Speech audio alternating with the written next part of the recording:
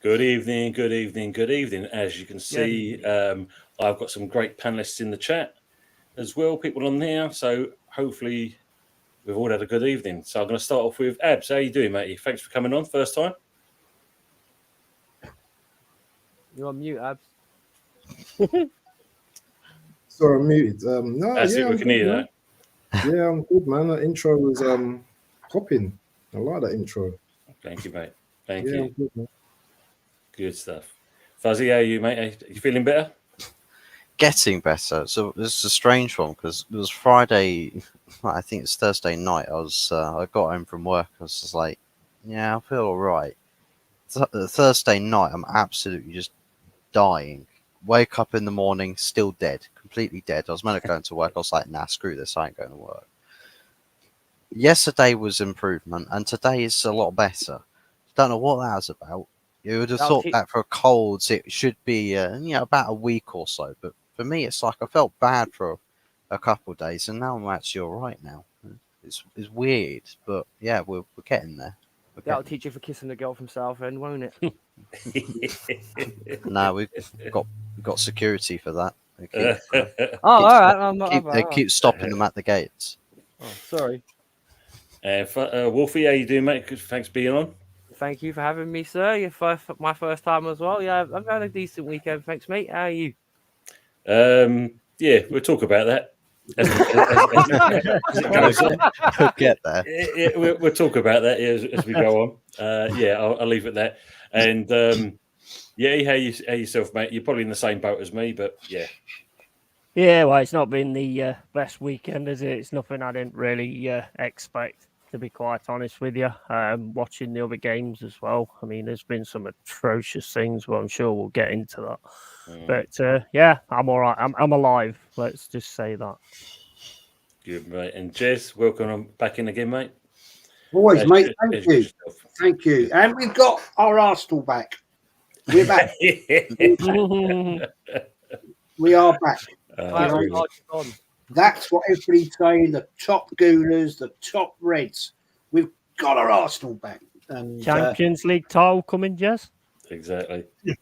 Well, we'll talk about that, I'm sure. But yeah, thanks, man, for having me on. And you're welcome, mate. You're welcome. Looking forward to a great debate.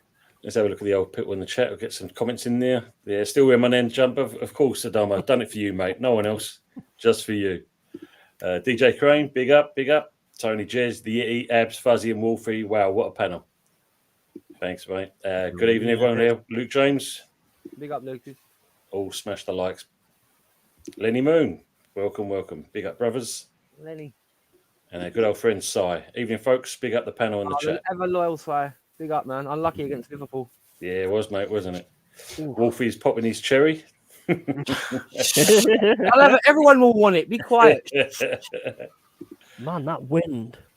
David Moore, I was going to come to that as well, yeah. David Moore saying in post-match press conference that he wants to buy Smith Rowe. Yeah, big up Aces. Good seeing you. We'll talk about that as well. Yeah, I'm fuming. And refereeing, yeah, well, you can see the comment as I put earlier. Yes, it is. Godfather Jez. Just quickly catch up on these and we can crack on. Pop in his chair. Yeah, he's paying that babe. Paying that babe. Everyone. Until Arteta is sacked, we won't get Arsenal back. Nope. Fair enough comment on that. So anyway, let's review what's gone on for the week so far. Not much to report on Monday. I don't think there was much going on there. I thought, no, the only thing that was pushed through on a politician's point of view was the old Rwanda bill, and Rishi Sunak saying it's a dumb thing. It's all going to be good for everyone. We can get the deportees out there, and everyone's going to be happy and smelling the roses and all that crap. I mean, what do you guys buy into that? Jez, what about yourself? You think it's a good thing? Yeah, I mean, well, you know, I just get fed up getting lied to by politicians, and yeah, it is what it is. I'd far rather the UK actually got on to France and say, look, we're paying you millions and millions and millions and millions and millions. Do your job. And then we haven't got to pay millions and millions and millions and millions and millions to do this. You know, we are just sold down the river all the time. And you know, I'm sorry, I don't get into politics at all, but No. they're all liars. They all there to line their own bloody pockets. You know, and I mean, we had at one time a Labour leader, Tony Blair. He's worth millions now. Yep. Yet he was supposed to be for the common man. The common man, the working class man, the man with a blue shirt. Yeah, blue collar shirt, I beg your pardon. Right? The man is a liar. They're all liars. And I'm just fed up with it because at the end of the day, if you're going to pay money to France to do a job, then make them do it. Absolutely. And I get it. France don't want these people for whatever reason.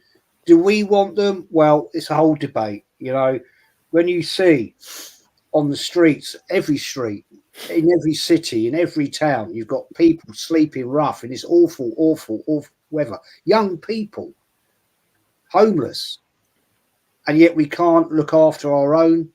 We've got ex-service personnel that have served this country. You know, tragically, some of them lost limbs and suffered mental stress, PTSD, blah, blah. We can't look after our own? Nah, sorry. Got no time for any of these governments. Going to throw it out to the new ones in here. So, Wolfie, what do you make of this? Well, my father's a politician, so I've been around politics all my life. It's just all lies, really, isn't it? And I'm not being funny. Like, I appreciate why Des is angry there because it's right. It's the common person that is flushed down the toilet. It's the only way politics has existed since the beginning of time. So it's one of those ones where I've kind of, if you let it get to you, it was one of those things that will drive you completely nuts. So it's one of those ones where I've kind of learned to build an immunity to it or a numbness to it, however you want to describe it. What happens in the world happens. I'm going to get on my day regardless whether there's 5,000 immigrants around me or not. So it's one of those ones where I'm old school. I'm just going to keep my head down and get on with it.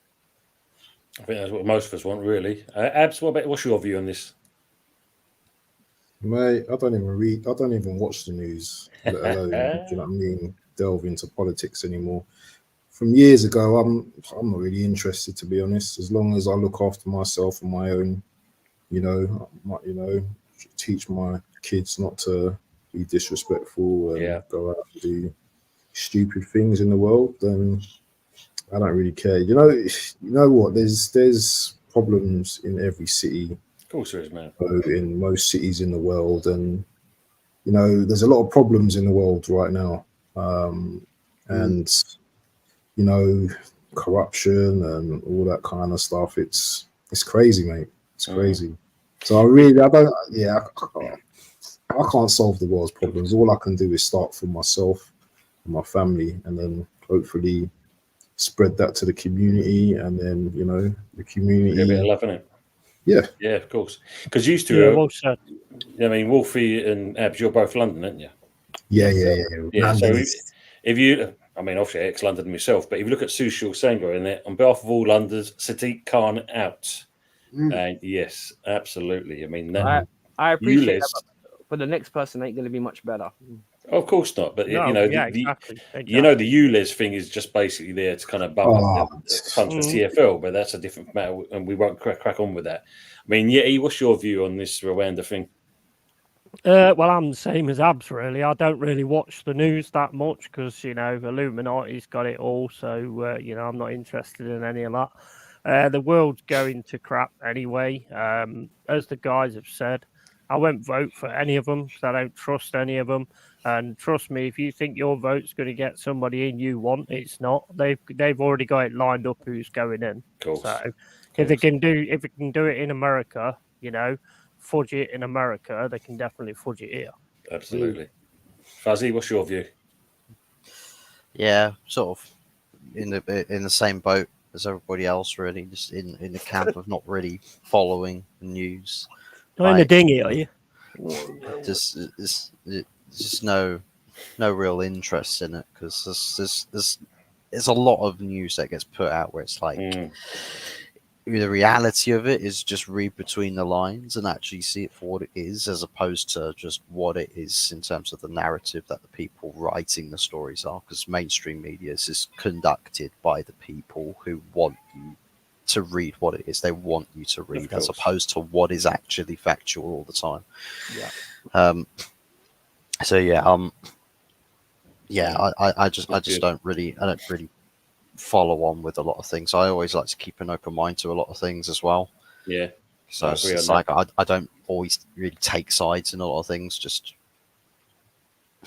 that's fine. Some people might say that it's getting splinters up my arse, but it lets me gauge the wider perspective on things. I'll tell you that. Yeah. We'll all go with that. Well, at least we've got no worries, because obviously the King of Zamundo, as he said, we could send them to us. We will take care of all of them. So that's good. So big up to Ballon Dawson as well in the chat, and Dimez HD, and obviously welcoming Mama Flossie as well. Big up to you as well. Welcome, Mama. So, shoot the link. It's not my stream, mate. Yeah, that's one of my boys. That's not one of my. It's not my. Okay. But big up to His best friend, AFTV Julian, still thinking Arsenal will win titles and predicted Arsenal will beat Liverpool on Tuesday week. Delusional. That says it all. And we go on to Tuesday. So the biggest thing that came out was, the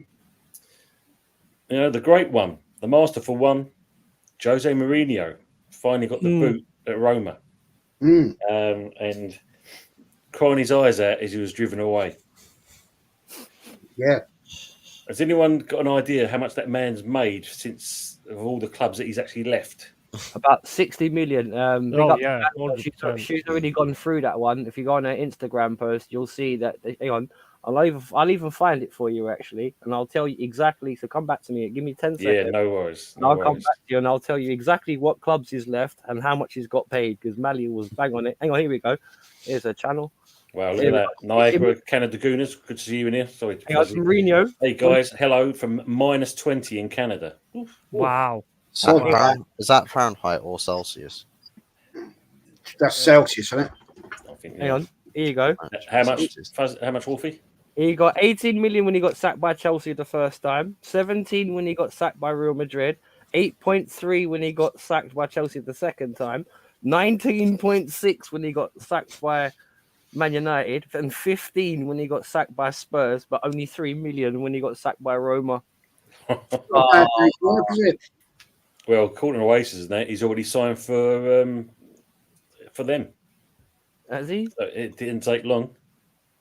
Well, you never know. He might have run out of money.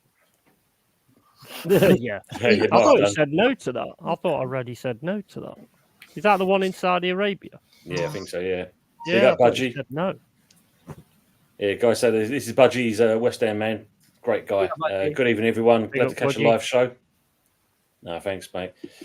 Yeah, so, Abs, what do you think about old Mourinho? Would you have him at Arsenal? I answered this question yesterday. No, not because he's not a good manager or he hasn't been successful. It's just something about Mourinho, man, that throughout the years, especially with the Wenger days, and Mourinho used to play those mind games and literally told us what we were back in the day, in terms of like bottlers and stuff, and sometimes the truth hurts. So I suppose Mourinho, with that respect, got into my head a bit, and this is just a personal preference. I don't think he'd be the right fit for Arsenal. Yeah, he'll wind up the board. Would he get the funds that he needs? I doubt it. And I just don't like his style of football either, to be honest. I know he's a winner. I respect what he's done throughout his career, but for me, I'll rather veer towards a Simeone type rather than Mourinho. Even though they're kind of similar anyway, both hotheads. But Simeone, for me, he's just got that. He wants to fight everyone, doesn't he? I like that about him. Well, Mourinho just pokes people in the eyes, so that at least he doesn't. Oh yeah, that's true, isn't it? What about you, Yee? Would you have him?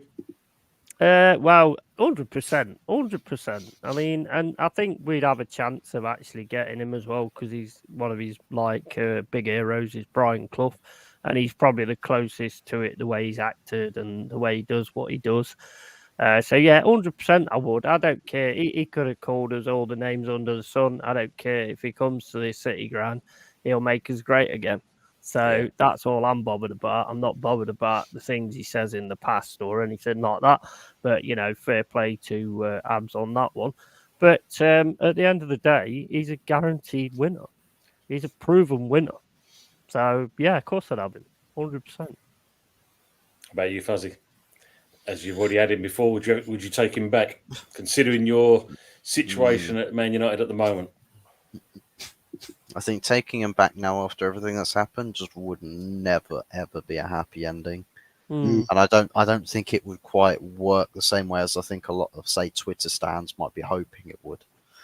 I think too many burnt bridges. I think with that, perhaps a bit too much of a sour taste in the mouth still. And I think for what the situation at the club is right now, I mean, it's still much too turbulent for someone like Mourinho to come in to have a lot of the job or the hard work done for him.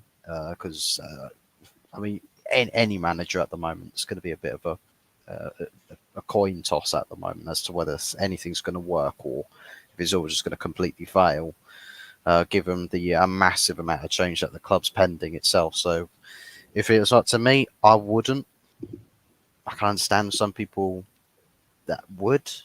The other point to say is, would I have sacked Mourinho at the time when he got sacked, knowing what I know now? Probably not so much, because I wouldn't be in the camp of sacking the manager like everybody was. We'd be quite either split or more so on the players' backs as opposed to the manager, but it's not what's happened.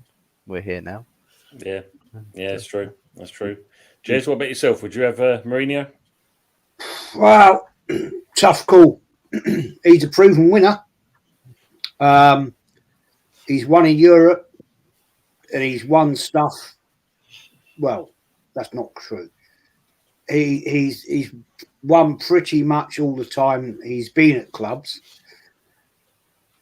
It's a tough one. I think his style of play with the current players we've got at Arsenal, no.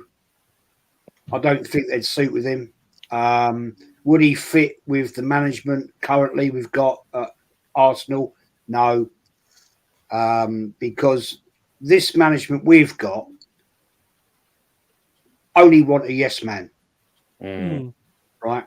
And that's my worry, is that even if we fail, if we don't win anything this season, which I'm pretty sure we won't, my worry is, guys, is that they'll go along with him again, give him another year, give him more money, because he suits their narrative. Yeah, I don't think the board, the current Arsenal board, that are a million years old, a lot of them, and the Cronkies with Edu as our technical director or whatever he does, they don't want anybody that's going to rock the boat. And Arteta doesn't rock the boat. You get somebody in like Mourinho, Simeone, they will rock the boat. They'll cause problems. They don't want that. They don't like that. No. And much as I want change in our manager, because I just don't think he's the level, sadly, when I look what goes on at the club, the fan base, there's way too many people now that will accept mediocrity. The narrative of Arsenal is we'll just compete. We'll give it a go. We'll try. Well, that's not what you're in. One of the biggest clubs in English football. We have been. We haven't got somebody that's actually going to push us over the line. Would I take him? I think he's a winner. Would he suit us right now? I don't think so. I don't think so. I think he'll probably end up in Saudi Arabia on 100 million a year, something stupid fee. At the end of the day, I think Wolfie made the great comment there. The money he's received from being sacked on numerous occasions, right? Has he now got the drive? That's the good point. Well, the interesting thing here, if you look at Si's comment, it said that would be interesting, Ballon. I'll take anyone over Southgate, to be honest. And big up to Ballon Dawson for this one. I reckon he might manage England. There is talks of this. There is talks of this, you know. So that'd be an interesting one. I think it would be probably a good fit, especially if Southgate does nothing in this Euros. So yeah, probably might be a good choice for him, and another mega bucks deal for him, and he won't have to worry about the 3-year hoodoo that he normally has. Yeah, unfortunately. Personally, to answer your question, mate, I don't think he's the man who's going to suit this club at the moment, and I just don't honestly believe he's got the passion that he probably once had. So welcoming Anthony. Good to see you in here, mate. Thanks for coming. All right, Dad. Right, too, yeah. Thanks. Yeah, mate. I'm going to go to Wolfie because obviously he's been to your club twice now. Oh, I was just about to say, Trilogy. Three lucks a charm. No. 3 lucks a charm. I don't think that happened. I think Mourinho's had his hands burnt by us one too many times. Because I'm not being funny. I like Jose, and a lot of Chelsea fans would be happy to see him back in the terms of we've had Graham Pothead, we've had Frank Dusty Lampard, we've had the coaches. We should have never really got rid of Tuchel. So having him with a coach of that quality, if you would like, would seem a bit more like normality. But when he does it while his fingers burnt a third time, I think the Chelsea Mourinho bandwagon has gone on. He doesn't really suit our style of pressing football right now, because that's what everyone wants to see in it. They want to see the pressing, high passing football, and I don't really think he suits. Because the original reason why Abramovich got him was because he was the ultimate winner.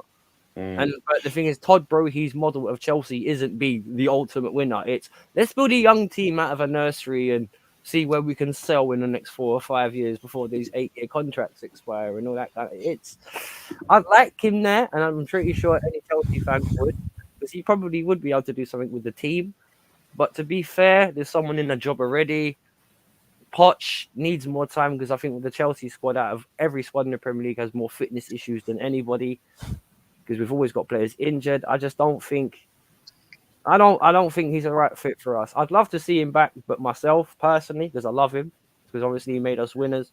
Yeah. But do I think he suits the current Chelsea model of let's just see where we are in 3 years' time? No. So no. For me, as a personal, yes, but as the club, hell no. 100% no. So welcoming Uncle Rods as well to the panel. So we've got a nice panel going on at the moment.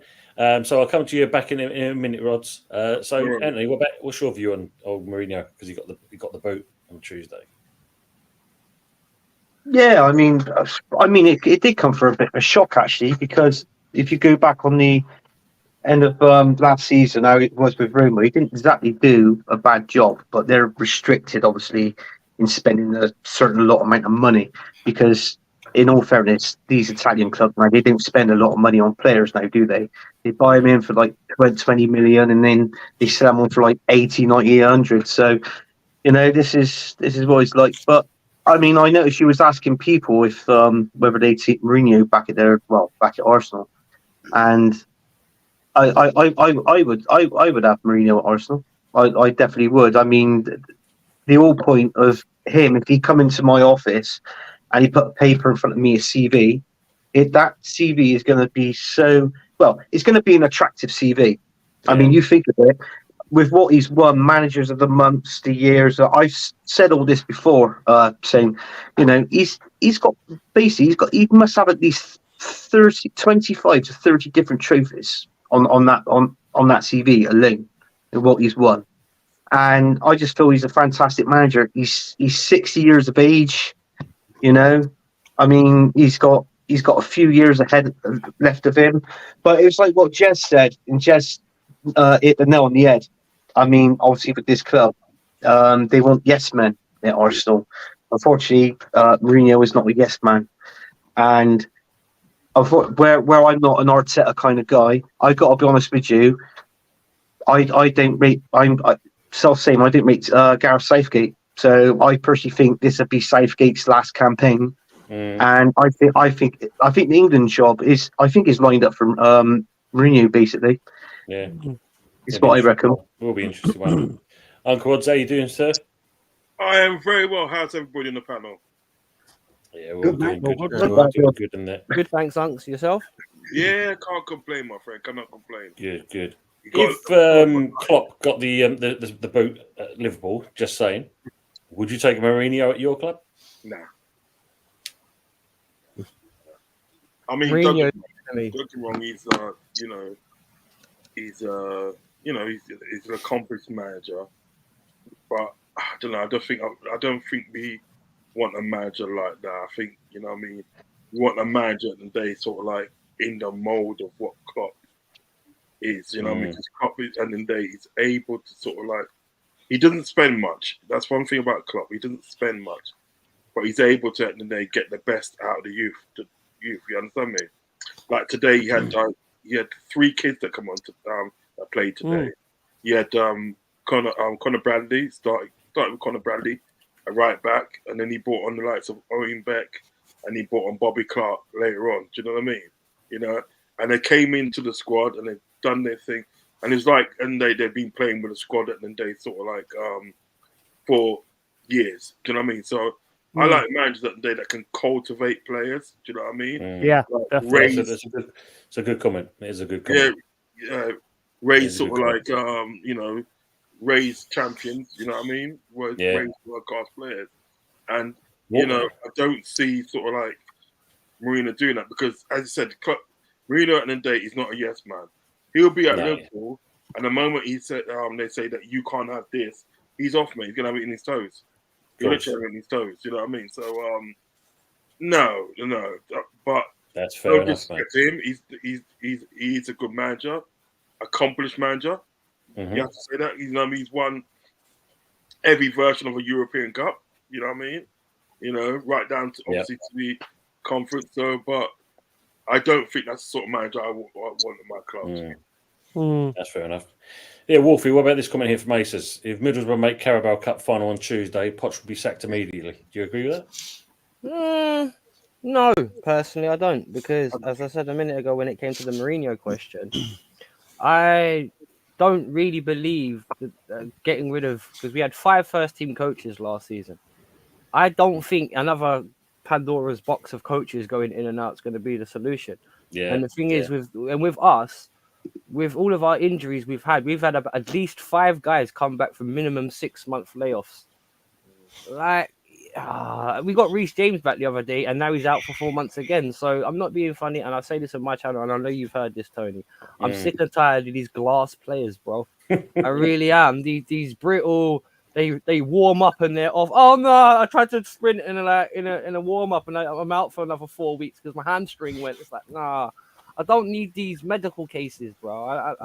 I appreciate that we're all supposed to be like calm and wait with these players, but with Chelsea, like we've had the longest injury list for the last 2 years, right? When it comes to our fitness of players, because even before Kante left, he was out for a year, and then he went for nothing, and then he went for nothing. So it's just kind of like, do we have to see the same old? And I'm not being funny. If your players are continuously injured and then you're losing him for free, and I'm talking top players because Rudiger went for nothing, Kante went for nothing. These are not crap guys. I think behind the scenes needs to be sorted out. And I know Poch is the face of Chelsea, but to be honest, when you look at, he's got an average age squad of 23. There's only 3 players in that whole squad that are over the age of 25. It's a nursery. What do you expect these boys to do? It is a nursery. What do you expect these boys to do? I'm not really being honest. It's Poch's fault. No, it bloody isn't. It's the board's fault because they got rid of all of our academy products and then replaced them with guys that are 21, 22, 23. And most of them have never even played in England. Mudryk to games with sandwich boxes. Yeah, you know what I mean? But Mudryk is a great example of that. The guy never played anywhere. we spent nearly best on 80 million bringing him over here, and then he spent most of his time injured, and he slowly started to get there under Poch this season. But the thing is, when you're dealing with a lot of guys that can't even speak English, can barely talk to each other, I just think it's all Poch's fault. He needs to go. I agree that at home, I think we'll turn it around against Middlesbrough, because to be honest, we should have destroyed them in the first game. Cole Palmer missed a beautiful chance. Yeah, you can't miss those sort of chance. And they got punished on the night. But I think we've got enough firepower, even in the squad we've got. If we can open them up once at the bridge, we'll destroy them. Because I'm not being funny. One thing I will say about Chelsea, when we do get on top of little teams, we slap them. Well, I'm glad you care, mate, because I know on Tuesday we didn't when we went over to Ashton Gate and played Bristol City. And they did a number on us, like they did at the London Stadium. Bullied us, and we couldn't handle it. Basically, obviously Anthony Herbert, you give me some lovely messages in the stream I did on the Tuesday. But yeah, I mean, and then the worst thing of all was they're all over you. They were all over us, mate. There's no two ways about it. They clamped down on you. They dogged with their kind of tactics, and it worked. And then you saw that with the challenge. I mean, obviously, the challenge on Ben Rama, as we know, there's controversy with this VAR decision in the fact of when it's at a Premier League club, you've got VAR. When it goes to a Championship or lower, there's no VAR. But the tackle on Ben Rama was a clear sending off. I mean, he flew into him, took him out. But the one thing you don't do, you don't kick out, No. And what he did there, I mean, that was actually, stupidity. We know the player wants out. But if you want out, there's a way of doing things. But you don't do it where it's plain and obvious. It's just, it's just stupidity in itself. I mean, obviously, I've got a couple of West End guys in the chat. I mean, they're no doubt are going to see some comments. But, Abs, what do you think about that, what he did? Yeah, bare frustration from his side. Ben Rama's not really, I don't know, I didn't think he played great in that game. It was one of them games, like Bristol City, they're gonna get in, they're gonna get into your heads, aren't they? They're gonna wind you guys up because they want to beat you, isn't it? You're the big boys, the Premier League guys coming to their grounds, and do you know what? I've played ball back in the day, and I'm not going to sit here and say, do you know what? I probably wouldn't have reacted. It's one of those in the heat of the moments. He should have kept his head, but he didn't. Kicked out. It reminds me a little bit of the Beckham, in the World Cup, but it was really like faint, with the that kind of thing. Remind me a bit of that.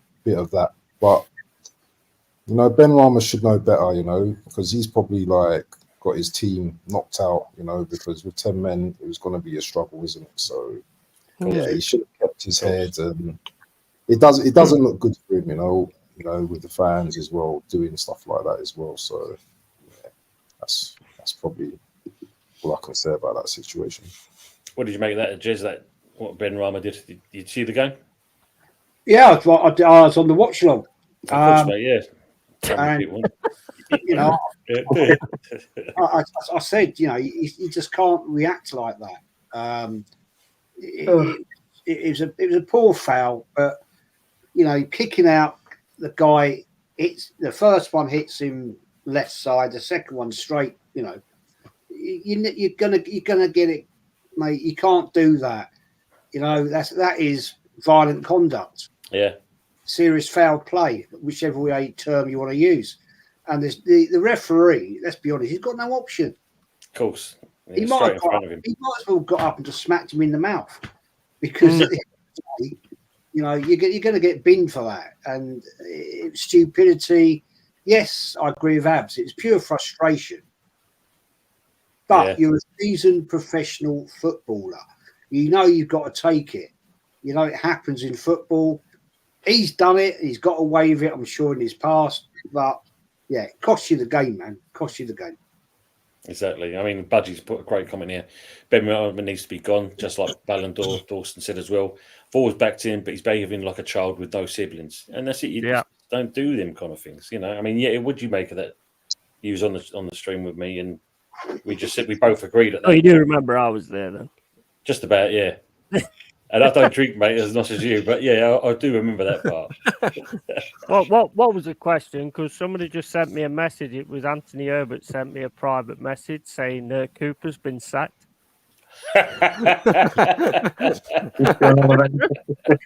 Mr. Up to Date. Slow sports news. Mate, it reminded me of like when we used to play football at school, you know, like, and somebody takes you down, and then all of a sudden you get up and chase him across the field and take his legs from underneath him. He was just one of them. I mean, professionals shouldn't be doing that. And the way he fires his legs up, he could have actually kicked him in the chin. Yeah. And caused some serious issue there. You know, I mean, I know Bristol City was winding you up because, let's face it, there was all over you. You couldn't do anything. It was a brilliant game plan from them, to be quite honest. Thought Ben Rama was doing some decent stuff at times. But then doing that, it's just, you're an idiot, man. You're an idiot. Yeah. I mean, we'll speak to the Bristolian that has got the accent, but probably don't live nowhere near the area. Anthony, what did you make of the game? No, it was a good game. You know, I thoroughly enjoyed it. I mean, obviously Conway getting the winner. I did predict. Yeah, it was a good goal. I did predict it was going to be a 1-0, and then most probably Bristol City would go out on penalties. I mean, because that's what we used to do in the FA Cup. It's all fairness, down at Ashton Gate, going back a few years ago, it was like 2 or 3 seasons in a row. We used to get Everton out the bag, and then down there. So, but yeah, I mean, going back to that tackle, that was a disgusting tackle on Joe Williams. You know, the way he kicked it didn't surprise me if his testicles come out of his mouth. Like, do you know what I mean? The way he was actually doing it. It's true. It's true. You know what I mean? But yeah, I mean, it was a disgusting tackle. It was obviously going to be a sending off, but it's like what you said, Toon. He don't want to be at the club, but okay, that's fine. But just don't go around doing that to players. I mean, you're a professional, because it's just have a word with your manager. Moisey will understand. But the other thing on that, you know, and sometimes this is where players they get paid too much and don't think enough. Because you've got to think, if you want to move on to another club, you don't advertise yourself by doing something like that. No. Straight away. You know, because, I want to sign for you. You know, I mean, obviously, Yeti made the comment on that. You can just see it there, can't you, Yeti? Ben Rahman there's going to drive himself to another football club and that, and hopefully he'll be signed on transfer. Oh, that'd be hilarious. If you know, he's going to go down that tact, you know. But yeah, if you want to push to another club, you don't do that. There's no 2 ways about it. I mean, obviously, Budgie's saying here, and I will, go into that when we get to the weekend side of things. I thought Kufel's first yellow today should have got a Soucek. Yeah, you're not wrong there, Budgie. You know, again, mistaken identity. I mean, Uncle, how did you make? Did you see the game on Tuesday? Did you see the Ben Rahman lash out? No, I didn't see the game, but I heard about it. I mean, like, what is with our players at the day, you know, they're human at the end of the day. You know what I mean? Not like condoning what happened. You know what I mean? But no way, but you're human, so you're gonna have human reactions. You know, you're gonna think, well, you know what, that fella just done me there. I'm gonna get him back, and you do things rash. You know what I mean? You just take rash measures and you don't think and anything that, right? And just do it. Do you know what I mean? And it's only when it's done you think to yourself, fuck me, I fucked up there. Do you know what I mean? You know, like, you know, rush of blood. Professionals at the day, you would think at the day that sort of like you should know better, and you would know better, because I understand at the day that he's lashed at him once, didn't get him properly, so he's done him in his Jacobs, isn't he? Yeah, you know what I mean? You know, and not being funny at the day, right? Getting kicked in the Jacobson and it's not fucking. No, it's not an easy thing. I remember when I was doing door work, about 10 years ago, and I think now, and I had to take this Doris out. I had to take her out of the club. Took her out of the club, and I'm there, and I'm explaining to her and Dave why I took her out of the club and everything that, right? And without no provocation of day, she kicked me right in my Jacobs, mate. I was like, oh fuck. And immediately water comes to my eye. Do you know what I mean? So I can imagine. You rang your bell. Yeah, you know what I'm saying? Ding. Yeah.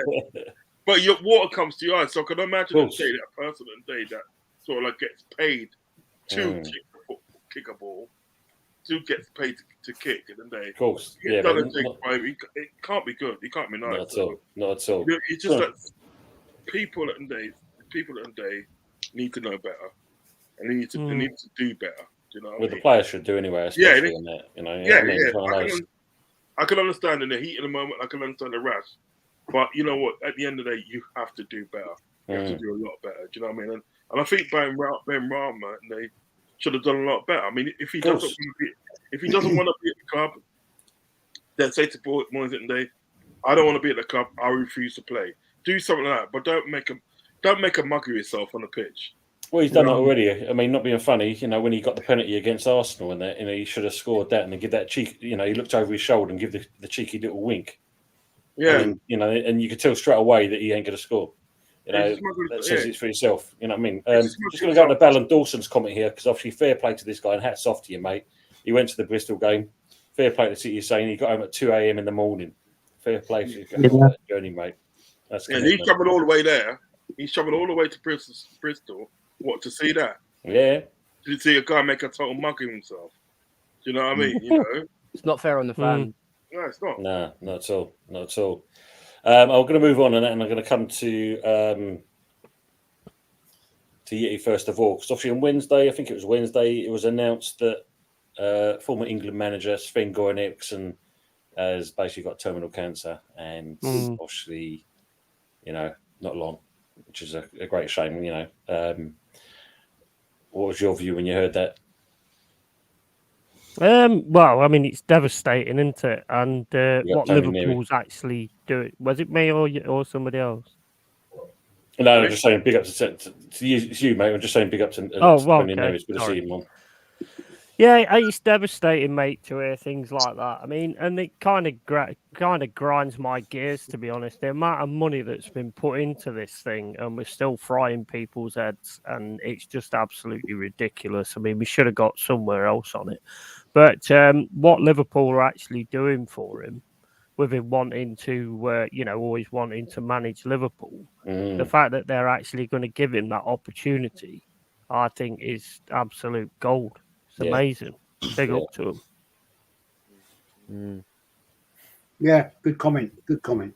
I mean, what did you make? I mean, did you like him as the England manager, Jess? We've had worse. Yeah, that's true. Yeah. Let's be honest. Let's be honest with him. I'm not saying I liked his style of football, to be fair. But you know, I'm not going to knock him for that because at the end of the day, my belief is this, that he did a job. It wasn't great at times, but with the situation he is in now, I don't think it's appropriate to criticise the man personally. That's my personal belief. Yeah. It's devastating when you know, I lost my dad from prostate cancer, and when he was diagnosed, they said 6 months. It was damn near to the day. And when you get told that somebody, you're going to lose somebody, I'm talking about from his family's point of view. Yeah, it's devastating, man. It rips your heart out. You know, his kids, whatever. I mean, I'm not going to get into the debate about he was a ladies' man and all that. It's inappropriate. It's inappropriate. And I think it's wrong that the newspapers are so low scum that they pick up on that sort of thing. Yeah. The man is going to die. How do these bloody journalists sleep at night when the man announces, and respect for him for doing it, that he's got a limited time to live, and you get people come out with absolute bullshit comments. Disgusting. It is disgusting. You know, give the guy some credence, give his family some relief. You know, they're going to lose their father. They're going to lose you know, I don't know, grandfather. I've no idea. Yeah, no, I'm not too sure myself. I'll be honest with you. I mean, Fuzzy, do you know much about Sven Gordon? Not really, no. To be honest, but I think just the state, being diagnosed with terminal cancer, as somebody who has had a family member or lost a family member to cancer, it is generally a horrible thing. And I don't think it was ever really confirmed as terminal per se in my family member's case, but it was just it's something that you knew was coming. But once it's terminal, it's just like it's just the time that's left just goes on forever and ever and ever, and it's just the inevitable end. And it's just like the last thing the family really wants is there just to be all of this constant public talk about the situation. It's not really anything that once somebody who is an iconic figure speaks about it, of course, it's going to be the public opinion and the public conversation. But it's really, really difficult for the family members to have to sort of endure that. People, whether they liked him or not, or loved him or not, it's something that's going to be constantly on their minds throughout the whole period of time.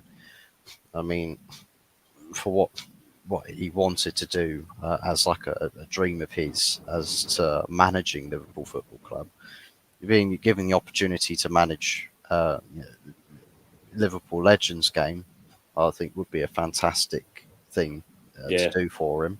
I think it would be an absolutely wonderful thing to do for him. And yeah, I mean, I don't know whether they'd allow for it, but have him sat on the touchline for a Liverpool home game in the Premier League or something. Have him sat next to Klopp. Have him be able to sit on the bench. I mean, Tim Sherwood jokingly let a fan sit on the bench for a game. Yeah, I think it was for Tottenham Hotspur. I think it was Tottenham Hotspur. Well, in his day, he was a very good manager. He was a good manager. Yeah, I mean, I'm going to come to Unks Well, last on this one, but I'm going to go into the others now. But he was, Wolfie, I agree with you. He was a good manager. I mean, what I liked about him is the fact of you've got to think Peter Taylor looked covered before Sven came in, didn't he? And no worries, mate. And I think what was good about that was he wasn't afraid to play the youngsters. And what I liked about Sven when he came in, he adopted the same kind of approach and kind of put his thing on it. And that's what I liked about him anyway.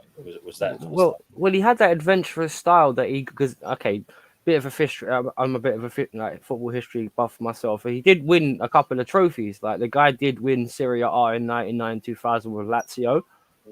Who was a big punch in the face to Roma at the time, considering he'd actually managed both, because he'd managed Roma in the 80s, and I think he won a Coppa Italia with them or something like that. So he was one of those guys. He'd been around the block a little bit, but really, I know a lot of people only remember him for the adventurous style of football he tried to, because obviously the first result that springs to everyone's mind was the 5-1 with Germany. Was it 5-0? I can't remember, but it was like that sort of result was the first time everyone went, whoa, this is Sven's England. Look at the lovely adventurous football they can use and all that kind of thing like that. But he was a decent manager. Like he's a good character as well, because I always remember when he used to be on these interviews as we used to play well down the wings and we got to do it with the pace. He was like you could listen to him. He would articulate quite well. You know what I mean? So I enjoyed. He was a character of football. And obviously, he's off the field anchor. He was kind of like a football Kennedy, if you like. He had his off the field. I'm not going to go into that because I don't want to disrespect him. Yeah. But he had character. He had character. That's true. I'll miss him. Before I'm going to come on to you guys, I'm just going to go to the chat because there's a couple of nice comments and things about it. So obviously, like Joanne Smith saying, it's horrible when you hear a loved one hasn't got long left. I know what it's like when mum had cancer. Yeah, I know the feeling. So my granddad. And Mama Floss is saying, my dad had a bucket list of the things we are going to do before he leaves us. That's lovely. And respect here to Budgie. I can emphasise with Sven, I'm currently being treated for prostate cancer, which I can tell you is savage. My advice is getting yourself checked regularly, Budgie.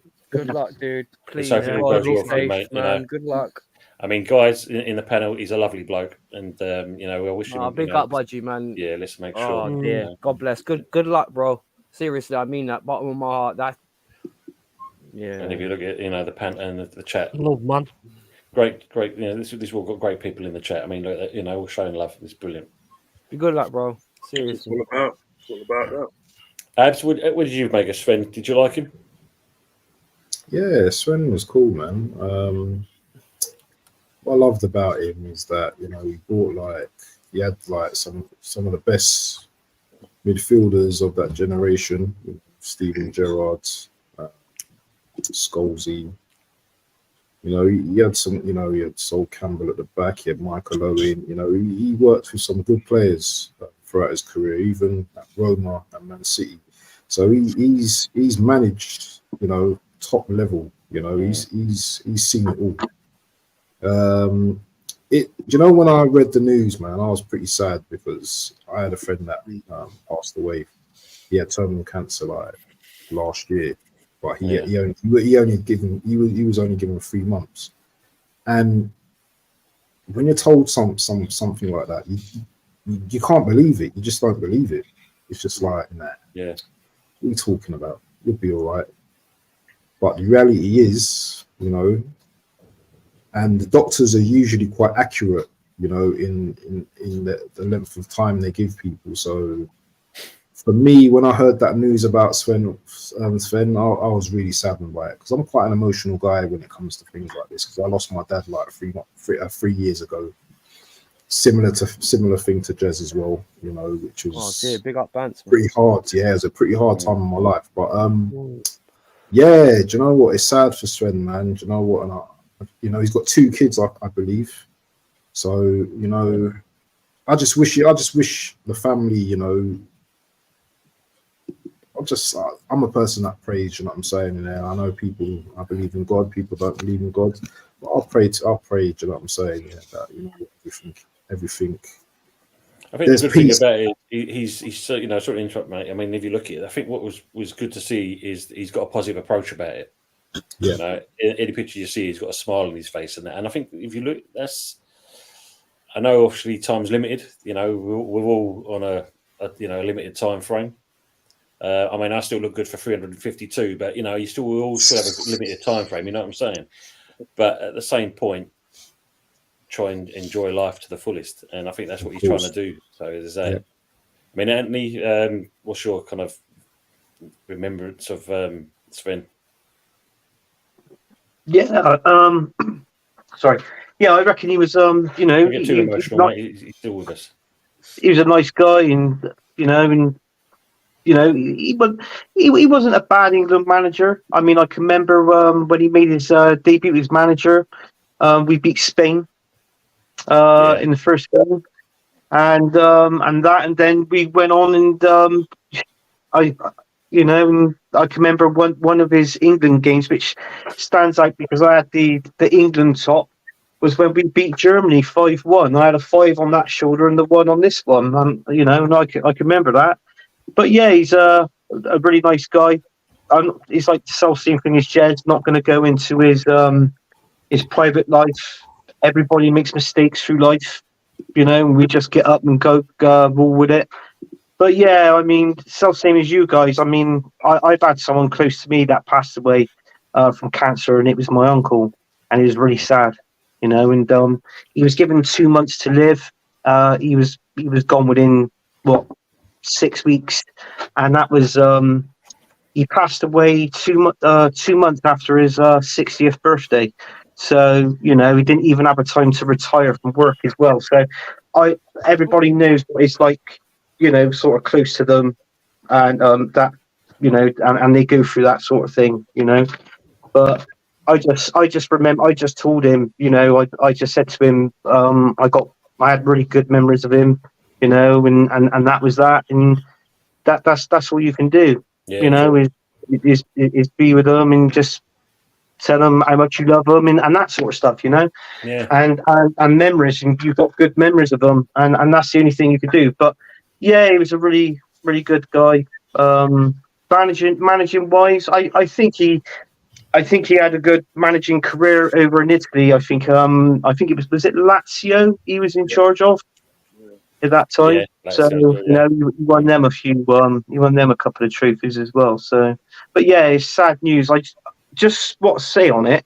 I was watching Sky Sports News on it as well, and my friend who streams, Doug, Scottish Doug from Dugout Daily, he was on Sky Sports News, and I messaged him after I seen it, and I bigged him up on that and said, look, obviously because with Sven was a Liverpool fan, and obviously he wanted to one day in his career manage them, and it's like what we said, he most probably will on like maybe at the end of the season, something like that, if you got the chance to host, be a manager of that team when they do a tournament like a game or something.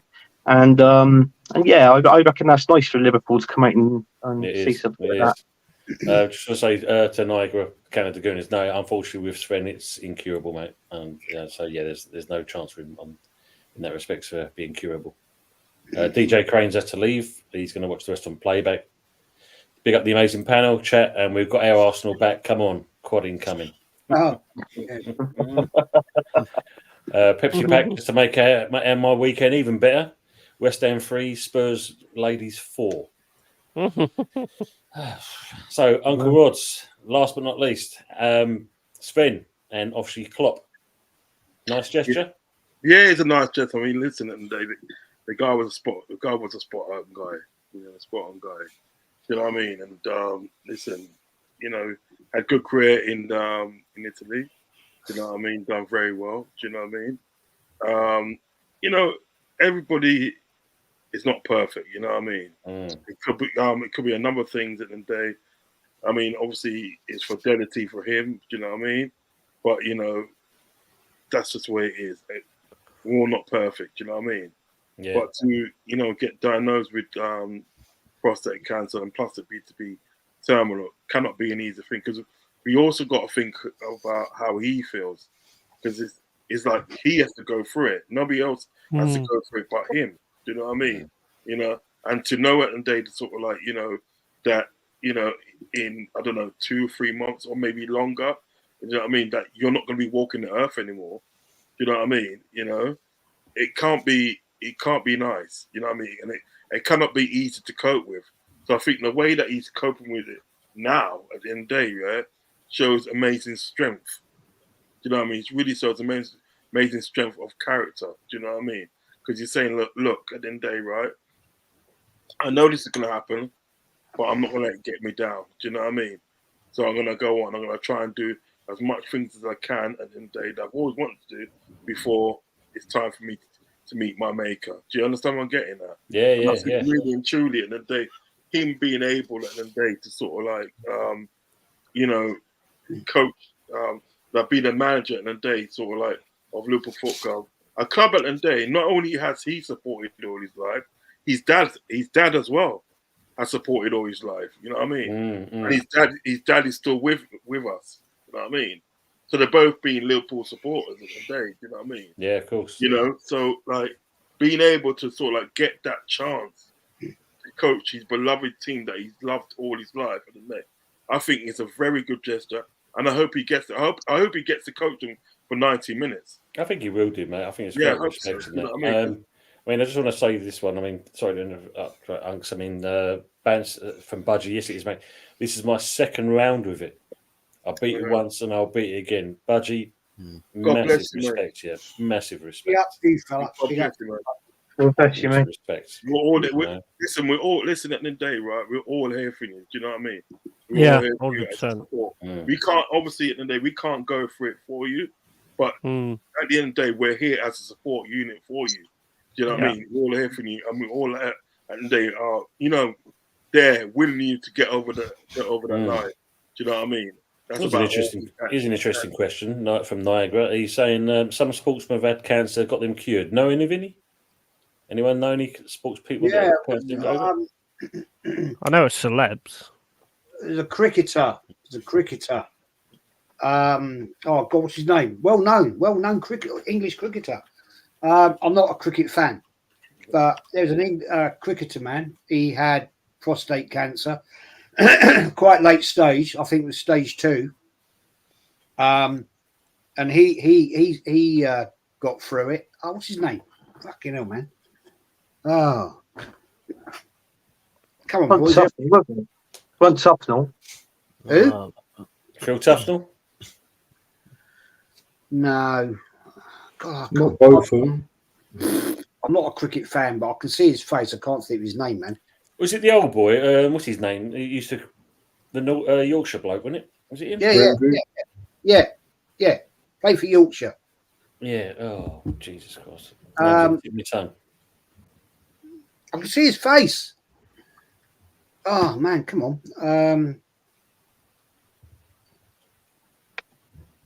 No. Ah, so frustrating. If it was a football player, I'd go bang. Yeah. But I'm not a cricket fan, but I do. Your mate's in here anyway, Jez. Pete Hayward. Life is too short. I wouldn't take to shake your hand and celebrate a trophy.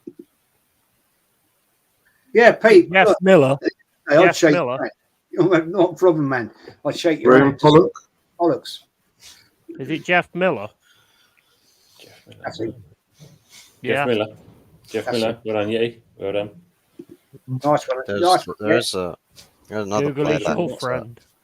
there is another football player that got cancer. Bournemouth player, David Brooks. Oh yeah, yeah. 2021, yeah. And came back. Made a full recovery. Pepsi saying obviously Pepsi Pack, Lance Armstrong. There's another one that used to play for Arsenal, both Arsenal and West Ham, was John Hartson. Oh yeah, of course, yes. Oh yeah. Luke James saying Petrov at Aston Villa had cancer, didn't he? Yeah, he did. Sorry? Yeah, look, Woosnam. Yeah, look, Budgie saying Woosnam. Is that him? Boycott. Yeah, Boycott. Jeffrey Boycott, yeah. Yeah. Was that the Kenny Kim would know exactly, yeah. Wasn't that a bloke from Newcastle as well? Newcastle player. I can't remember what his name was. Defender, wasn't he? Gutierrez? No. Jeffrey I can't remember. Stilian Petrov. Yeah, There's a few. There's a few. When you think about it. So saying, got to go. Just realised the storm has made the conservatory spring a leak. We'll catch up once more. I've mopped it up. Oh dear. Hope it's not too bad, mate. I can hear the wind right now. Yeah, no, it's bad. My house is hollow. My house is hollow, so it's quite loud here. It's blowing a hoolie down here. Yeah. This is Storm Isha, isn't it? This one. Yeah. If that tree comes down in my back garden, JPC. I'll all of a sudden just be disappearing when it hits me on the head. Will you? Wow. So just so on to Wednesday. Obviously, Forest played Blackpool in the FA Cup. So, how was that game for you, Yeti? Well, I mean, I knew it was always going to be a tough one. They gave us a tough game. They beat us 4-1 last year, so at their place. So we had the first game, and that was tough. I knew it would be. I know the way they play. They just get stuck in, and they'd live and die for the shirt, which is something I heavily respect, as everybody knows. And they came out we went to their place, and we got into the lead. And again, we just did not manage the game. Taking nothing away from them, because I thought it was awesome to actually come back into it. But we have this thing where we just can't manage the lead, like with Luton, Man United. That's a prime example at Old Trafford. And, and then they came back into it, ended up going into extra time. Woodsy, who pretty much didn't do that much in the game, but then he's there for the final finish. We're in the FA Cup. And Arsenal ain't. There we go. So that comes to Jez on that one. Yeah, I mean, just like us, 1 minute we're doing well, next minute we're not, and obviously for Forest they're getting through on this round. But don't worry about it. Bristol City and knock them out. Yeah, that's cool. That's it, cool. Cheers. We'll have that watch along, mate. We'll have that watch along. So they do that as well, kind of thing. The Blackpool Forest game when I was doing the watch along with Yeti in the Forest in the home game. I did call it. I said, tricky place to go. And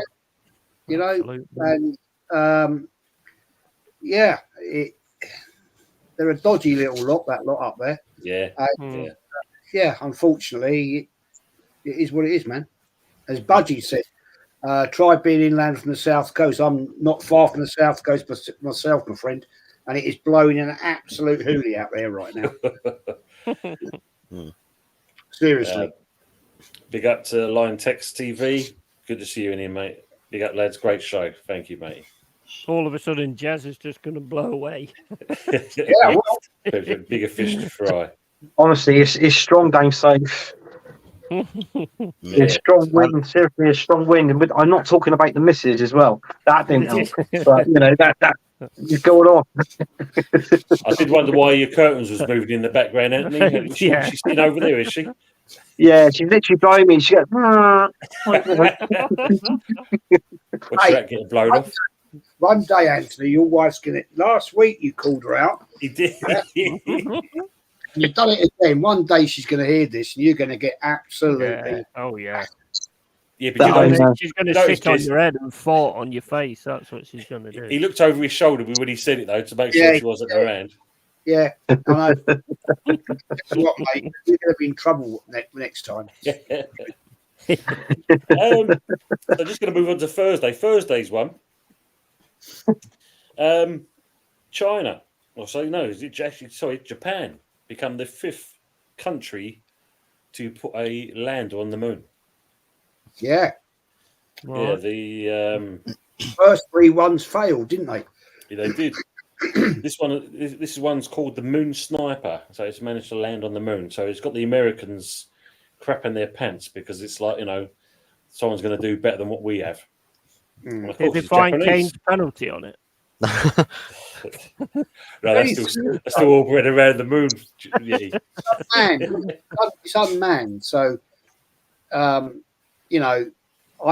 have to say, having watched the thingy bomb about it, I'd have concerns if they decide to do a manned one. Bearing in mind the first 2 crashed onto them, the third one blew up on the way. Yeah. So if they decide that the 4th one's landed on the moon, right? If they decide to do a 5th one, who the hell's want to go in it? Yeah, it's good. Well, they're known for kamikaze, so anybody, I suppose. You know what I'm saying? Because you know how the culture is out there, right? The culture is. Well, you're going to go anyway. So good luck, and we'll see you later. But I mean, come on, man. I mean, 2 crash on the face of the moon, 1 blows up on the way. This one's landed. They're going to go for a 5th. We know that, and it'll probably be a manned. You're going to be crapping yourself, aren't you? Oh, well, I found Pepsi Pac's found a candidate for you, Jez. Yeah. Yeah. And Edu and Edu and Vinay. Well, Vinay's resigning anyway, but anyway, there you go. Yeah, yeah, I get that. Don't send the dog because that would be really unfair. Exactly. Trust the process, guys. Trust the process. Yeah, exactly. That's the word. As You'll have plenty of light bulbs in there. Yeah, powered by light bulbs. Sacks of potatoes as well, just for him to peel whilst he's up there. Wow. Oh, It's probably geared up to deliver takeaway menus. Yeah, it probably is as well. But yeah, it's quite interesting because you think China was supposed to be the one that was making serious inroads to put a moon lander on there, not just put a moon lander, but actually build a base on the moon. So Japan's actually beat them to it. So that's going to be quite an interesting one. What's going to go on there? Yeah. Tell you what would really piss off the Chinese is if Taiwan beat them to it as well. Oh mate, yeah, Oh, wow. that would Yeah, definitely. exactly. It's all over. Yeah, but I mean, you've seen the moon pictures with the rocks, and it says on the back "Made in Taiwan," so they've already been there. Yeah, would it be? Yeah, exactly. Yeah. Big up, Geordie. Hope you're doing well. Good to see you in the chat. That And culture just and sorry, the Chinese Japanese culture, right, is a totally different thing to anywhere else on earth. Mm. They have the philosophy of. I mean, the Japanese. I'd love to go to Japan. I have to say, I'd love to go to Japan. But their whole culture is totally different. I think Japan is above the levels, but Japan doing what they've done. I mean, you know, mate, seriously, I wouldn't want to be the first one going up in that. That's for sure. Yeah, Jazz wants to go to Japan to see all them lady boys. Oh God! I knew if somebody was going to come out to see something, it'd be Yeti. Yeah. You know why I want to go out? Do you know why I want to go out the Yeti? I used to have a beautiful koi carp pond. Beautiful. Oh yeah. I used to spend a fortune on the fish. But when my kids were little, when my first one was born, it was 6 foot deep, and I said, "Nah, I can't risk this." Scare the death out of me, because she used to love going out feeding the fish, and I thought, "Nah." I sold the fish, filled it in. But the reason I want to go there, I want to go to all the koi farm places out in the countryside. Yeah, I get that. Yeah, 100%. One of my interests, you know. So. Yeah, definitely. Elliot Smith's asking, where is Kenny? I saw him at the game the other day. I wish I'd spoken to him. How was his trip to Iceland? Do you know, Jez, how he got on? Kenny he had a great time, man. He had a great time. He said, you know, he hates the cold, right? And I was taking the pee out of him before he went. I said, "Have you got some big gloves and hats and all that?" I said, "Don't worry about it, mate, because all the volcanoes are going off." No, he had a great time with his wife out there, man. She's got to see what she wanted to do. She wanted to go and see the Aurora Borealis. Oh, wow. Yeah. I did say to him, because Iceland is a very expensive place to go, right? Yeah. And I did say to him, "Are you going to go and stay in the ice hotel?" Which is actually made of ice. Yeah. True. And he said, "No, I don't like the cold." I went, "Well, mate, I'm not being funny, mate. For about you got the wrong place, didn't you?" Yeah, exactly. For a quarter of the price, go to Scotland. You can see the Aurora Borealis up there. Yeah. And he went, "I didn't know that." And I went, "It is what it is."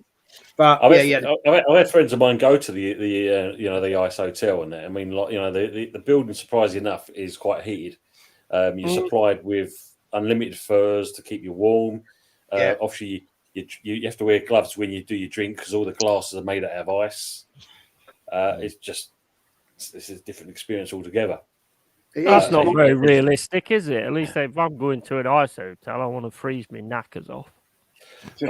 Just lift the old furs off Yeti and just lie down, face down. That's all you got to do.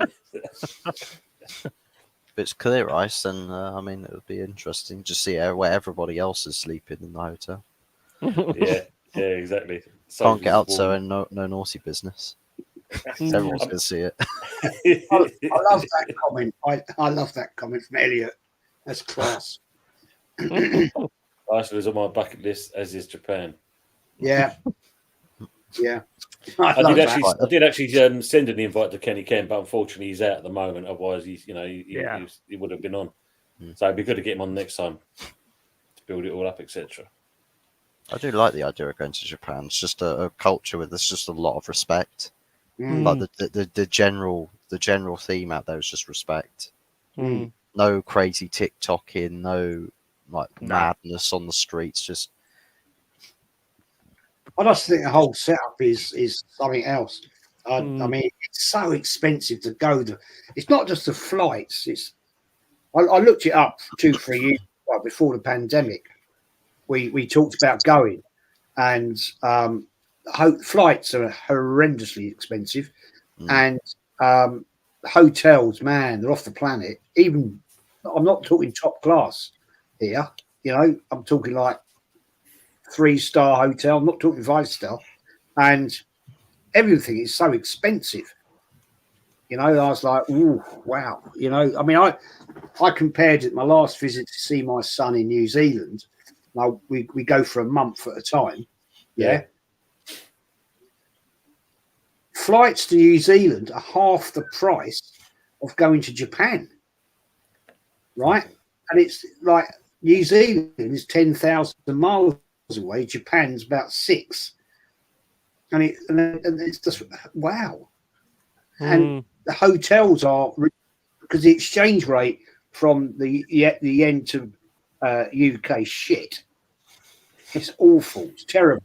Whereas you go to New Zealand, you get every pound, you're getting about $2.50 New Zealand dollars. You know, so it's you go out there and it's like live like a king, really. But yeah, it's great. Anyway, yeah, I'll get there one day. One day I'll get to Japan.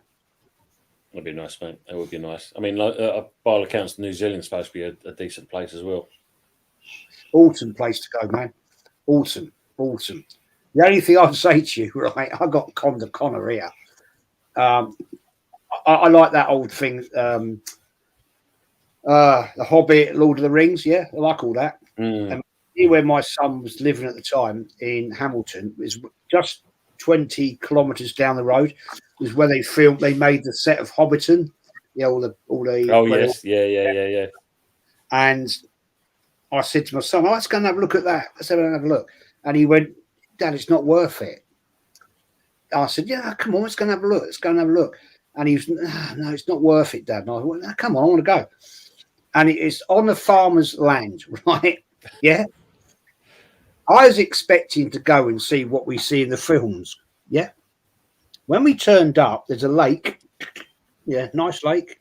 And these mounds, right, that have been developed and everything, $30 a person. So that's around about £12 at the time. Yeah. And that's it. I was expecting to walk into Frodo's house, you know, all that. And my son said to me, "Dad, they developed all this, right? They built it. I mean, he wasn't living there at the time. He's only a little kid living here." And he said, "But you've got to remember, Dad, it was all in studios." And I went, "Oh, yeah, Mr. You know what I mean?" And I was like, I missed that. How thick was I? You know, I'm thinking like, you know, I'm going to walk into Frodo's house and say, you know, "Oh, wow, look at this," you know, blah, blah, blah. And he said, no. He said, they built the scenery, but all the rest of it, the facades, was studio, man. And I'm like, "Oh, yeah, okay."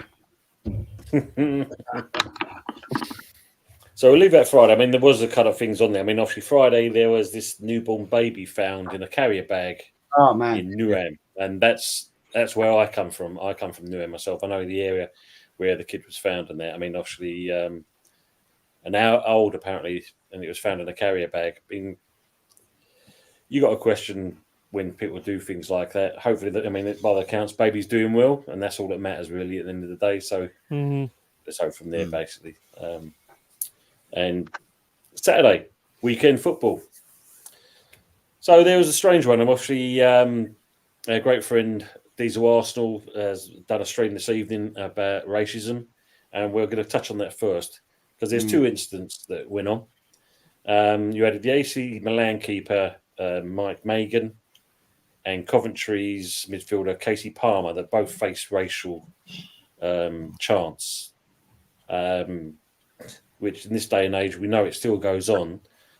But, man, the difference being is at least the AC Milan players actually walked off the pitch. Our guys don't seem to do that. You know, we just kind of stand around and watch it going on kind of thing. And in this day and age, it's wrong. I mean, the fact that it's televised as well, you're actually hearing this. Your views, guys, because I mean, I've got my own opinion on things, on this kind of things. I'll put it out to you in the panel. I mean, at the end of the day, it's you know, should be condoned at the end of the day.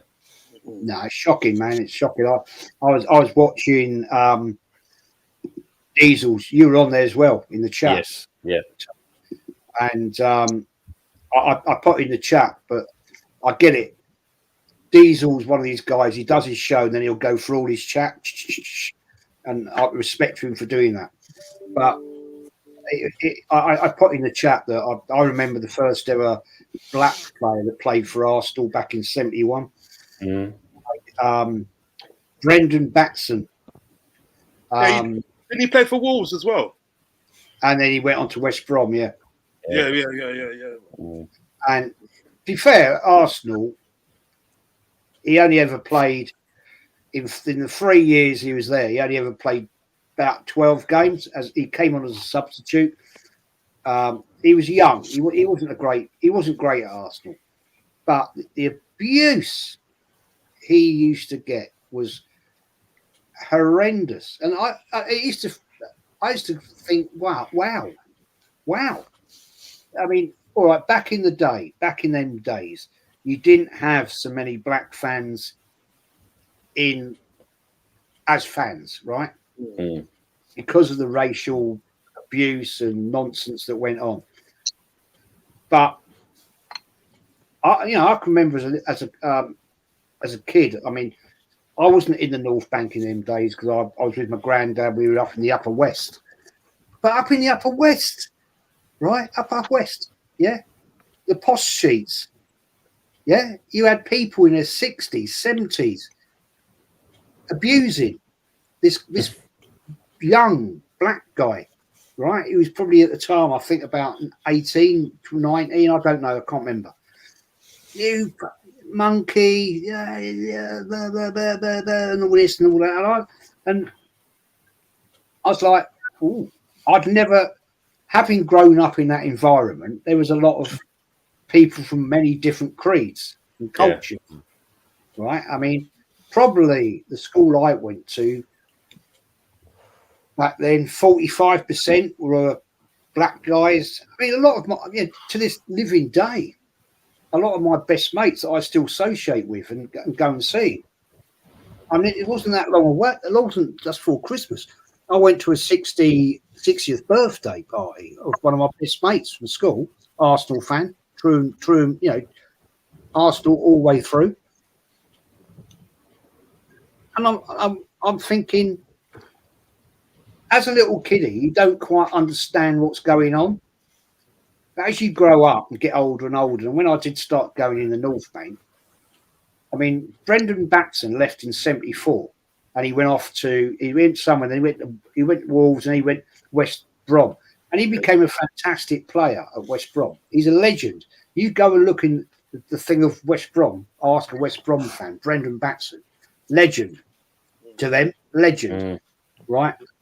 I can remember seeing Billy Bond, right, at Highbury, and it's all monkey, with all that, and I'm thinking, we are living in a city of multiculturals in London. Yeah. Next door to you might be going to school, you might be going to work, right? Yeah. Yeah. I might be going to work with Abs, right? Or I might be going to work with Uncle Rod's. Yeah. Am I going to stand and you my work partners? We're working together. We're buddies. Yeah. I'm not going to call you out for being a black man. We might take the piss out of ourselves over football, right? And I might say to Uncle Rod's, we're at work together. Fuck me, you done us again this weekend, you bastard. Things like that. I'd never in my living days call out somebody and call them a nigger or whatever. It's disgusting, man. It's disgusting. Yeah. And things like that. I've got absolutely no time for it. Nope. It needs to be stamped out big time, and well done to Diesel for doing that stream. Yeah, fair play to him. Absolutely. Yeah. I'll come to you, Abs. I mean, what's your stance on this? Well, do you know what? Racism, man, is a serious thing, and unless you're living with it, it's very hard to see it on the other side. I respect what Jez is saying. I understand where he's coming from. Do you know what? Fortunately, I've not experienced a lot of racism growing up, personally. But I do recall my father once when he was coming back from, I think, his friend's house with someone else, with one of his friends, that he was chased. And this is like 1976. He was chased for no reason. And he got stabbed in the neck. Wow. I remember him showing me his scars once and said, you know what, I just ran for my life because, you know what, I thought I was gonna die. And like they chased him because he was black. And my dad's quite lighter than me as well. He was quite a lighter chap. Funny thing is, you see my dad, he's one of those guys that he'd get on with anyone, He had a good job, worked all his life, provided for his family. And it's sad. It is really sad, but you can't change people. No.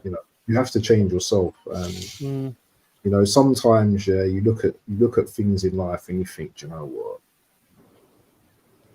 Really, can you not conduct yourself a bit better? You're representing me as well. When you see stupid things going on in the community, outside the community, and it's all about having a conversation, really, isn't it? It's all about having uncomfortable conversations, because I can sit here and talk about it freely, because at the end of the day, it's something that affects all of our lives, isn't it? Yeah. Do it all the time.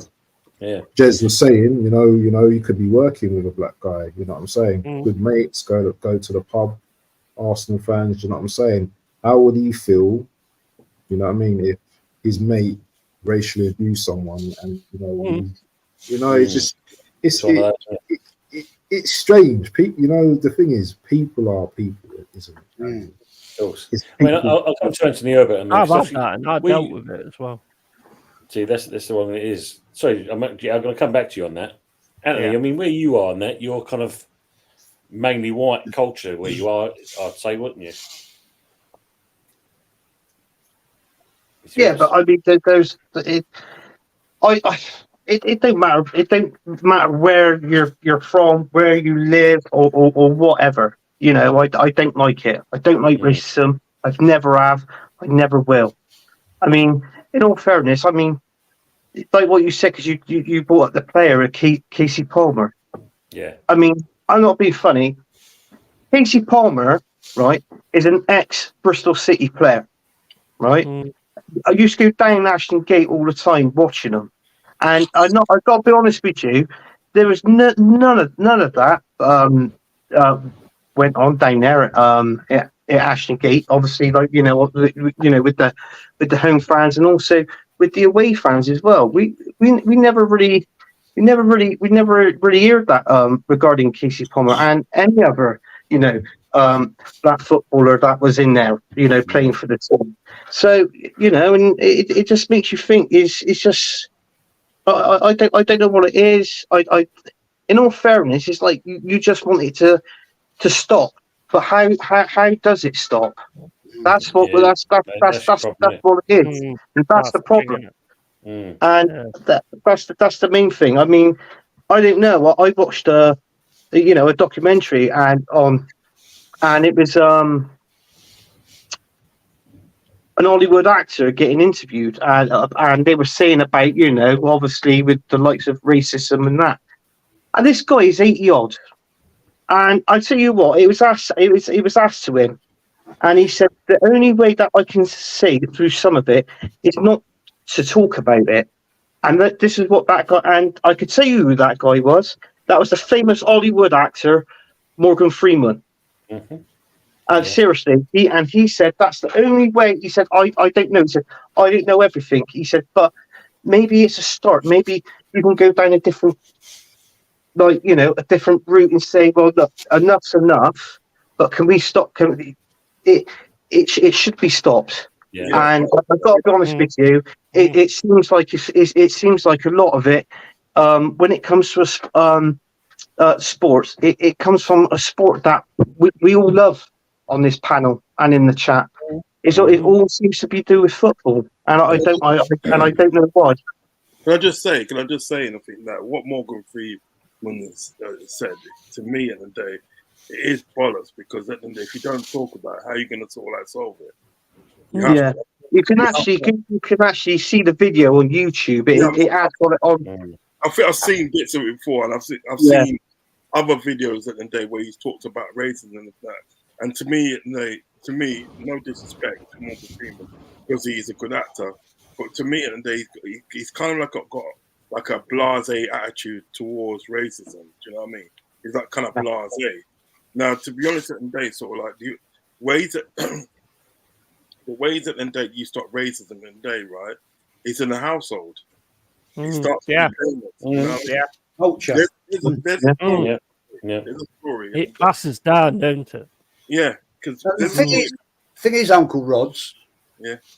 Do you see it in rugby? Do you see it in cricket? You don't see people calling out black people in rugby. No. They don't do that. But they don't do that in cricket. They don't do that. Why is it football? Why is it football? What it is, we're talking about violence. No, what it is, there's been a cancer in football today that's been allowed to fester at the day for so long at the day. Yeah. Because it wasn't so long enough. I can remember in my time at the day, right, where sort of like you went to certain games and the National Front and British movement was recruiting outside the grounds. Mm-hmm. Yeah. You would remember those days. You would remember those days. When they literally recruited around the grounds. Norwich at the day were deemed at the day as the most racist fans out. You know what I mean? But if I get back to the household now, right? Jane Fonda, we all know Jane Fonda, daughter of Henry Fonda, Peter Fonda is her brother, right? What it was in the thing now, it's like like she never knew racism in the day till she went to this certain part of America, which is Greenwood. Yeah, she never really knew nothing about racism until she went there and she heard these words, and people calling black people so like racial names and everything like that. So one time in the thing that, right, when she was very young, she must have said that word, yeah. And literally, her father slapped the taste out of her mouth. Literally slapped the taste of her mouth, because you don't ever say that again in your life. You understand what I'm saying, right? And the reason why he done that, because when he was a young kid, yeah, his father, yeah, made him watch a black man getting lynched and dragged around at the back of a car. Do you know what I mean? Yeah. And ever since then, at the day, right, he's always stood for justice for everybody. Do you understand what I'm saying? And he's ingrained that into his kids. You know what I mean? Since that incident happened, him and his daughter, she has been sort of like active in a number of causes at the day that are sort of like aimed at civil rights. Do you understand what I'm saying? So what I'm trying to say to you at the day is like the teaching at the day starts in the household, because we all at the day we all think of mums and dads as role models. You know what I mean? Yeah. We always look up to like our dads. Like when you was in school and everything that. A little kid in for school, you always say, "Oh, my dad's bigger than your dad." You know what I mean? Because we look up to our dads as sort of like as a role model. Now, if your father or your mother in the day is coming in the household saying these racial words and this and that, and literally hate somebody in the day that is sort of like a different color than you, you're gonna do it because you think your parents are right. These are people at the day that are supposed to be teaching the right unless way. you're intelligent. Right. You know what I mean? So you think it's right. So it literally starts on the house. I saw this thing at the day on YouTube one, and it was this woman at the day, yeah. She had a sort of like had a child, and the child must have been about 7. And he goes, we are Millwall. And he goes like, F or more. He goes, you effing black cunt. You know what I mean? Now she's in the background laughing. Hugs, be careful with the words you're using, yeah? Sorry. Rod, yeah, that word's a bad Sorry. how pathetic it is. Yeah, but she's in the background laughing. Do you know what I mean? So, sorry about that. I'm going to do platform, not just slipped out. Sorry about that. No, my friend. Excuse me. But she's laughing in the background. So naturally, in the day, right, is that child at the day thinks that he's doing the right thing. Do you follow me? Now he's going to carry on doing that for the rest of his life. Peer pressure is a big thing. That's the thing. Peer pressure gets in, because it's not just from the parents. It's from your friends. Tony, let's put it right here. The infamous ICF, right? Yeah. West Ham. Who was their top boy back in its 70s? Kaz Pennant. Yeah. Kaz Pennant. Yeah. And he was their top boy. He ran it. And yet you got the worst racist. Yeah. But Cartley said it. Cartley said, They Cartley said that they think you're racist. Their firm. You got the leader of the firm who's a black guy, big black guy. I remember seeing him at games, right? Yeah. Actually, a nice fella. Proper wrong. He's a nice fella. He is. The thing is, he's doing that. 3-4 black guy, leader of the ICF. Yeah, he was a leader. Top boy, and yet you've got West Ham, one of the most racist football clubs. Yeah, I'll just bring something into this in a minute. Yeah, of course you can, mate. Because I just want to add on to this comment because it just coincides with what Budgie's saying. And when you look at it, Clyde Best, debut at Upton Park, and the abuse was disgusting. Right up to the point he buried the ball in the back of the net. And in certain respects, that's how you kind of answer it. It's not going to paper over the cracks, but if you look at it, you can give me all that abuse, but if I'm going to bang in goals, that's the way I deal with it. Yeah. I mean, it's the way of doing it. Sorry, you was going to say, mate. Well, I always look at people for what they offer, not who they are. You know what I mean? That's the way I've always been. Like, I think racists are really unintelligent people. I understand what Rod's is saying about the arsehole, but I can tell you a story. When I was younger, basically my dad is terrible. He's terrible. Yeah. I'm obviously more intelligent and more smart than what he is. So basically, I can see, like, say, for instance, you're watching Catchphrase or something like that. And then the next contestants are black. He would always turn around to try and wind me up and say, oh, yeah, the blacks will win it. They always do. And all this, that, and the other. And I'm like, why the hell do you have to say, what the hell are you doing? Why the hell do you have to keep talking like that?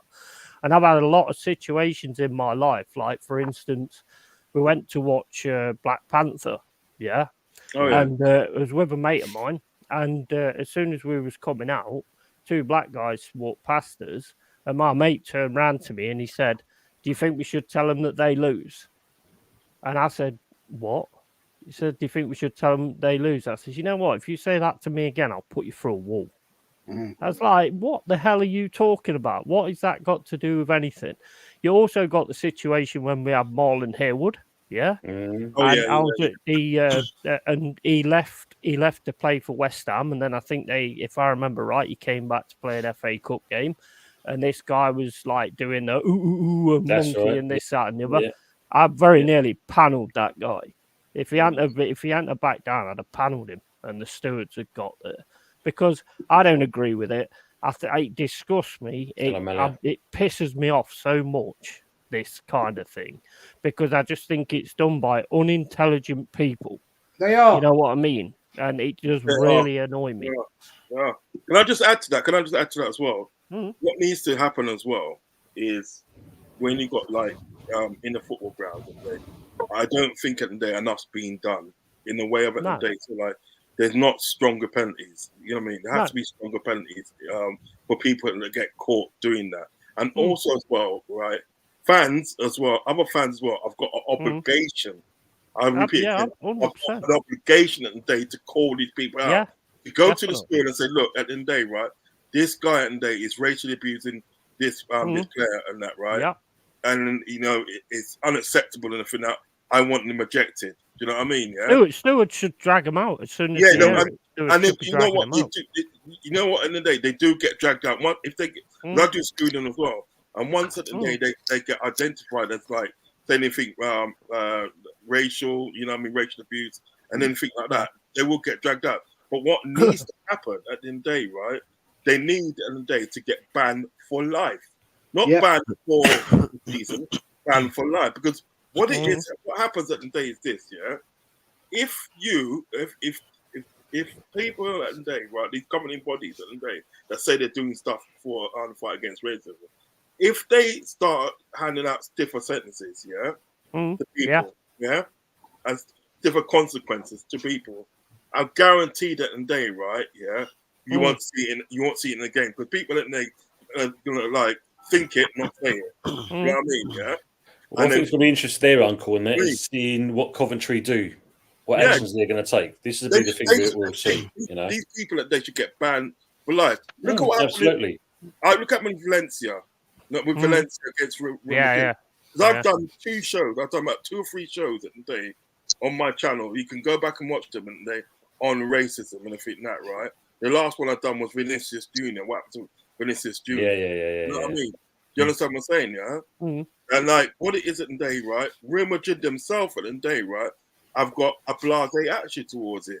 When it happened to that guy, Moses Keane, and they you got his well, attitude. Yeah. You know what I mean, Melly has put a comment here. Italy is worse. Italy is worse than the UK for racism. That's a fact. Absolutely a fact. Nothing. Budgie's following up with this one as well. West Ham fan was calling Spurs fan Yits. Yeah. And he got a 5-year ban last year that happened. I remember that as well. Right. So really and truly, how comes at the day, right, that sort of like, you know, I'm not being funny to make comparisons, but how comes at the day, so like, you know, racial abuse towards black people at the day, right? Because black people have been in the game for a long time.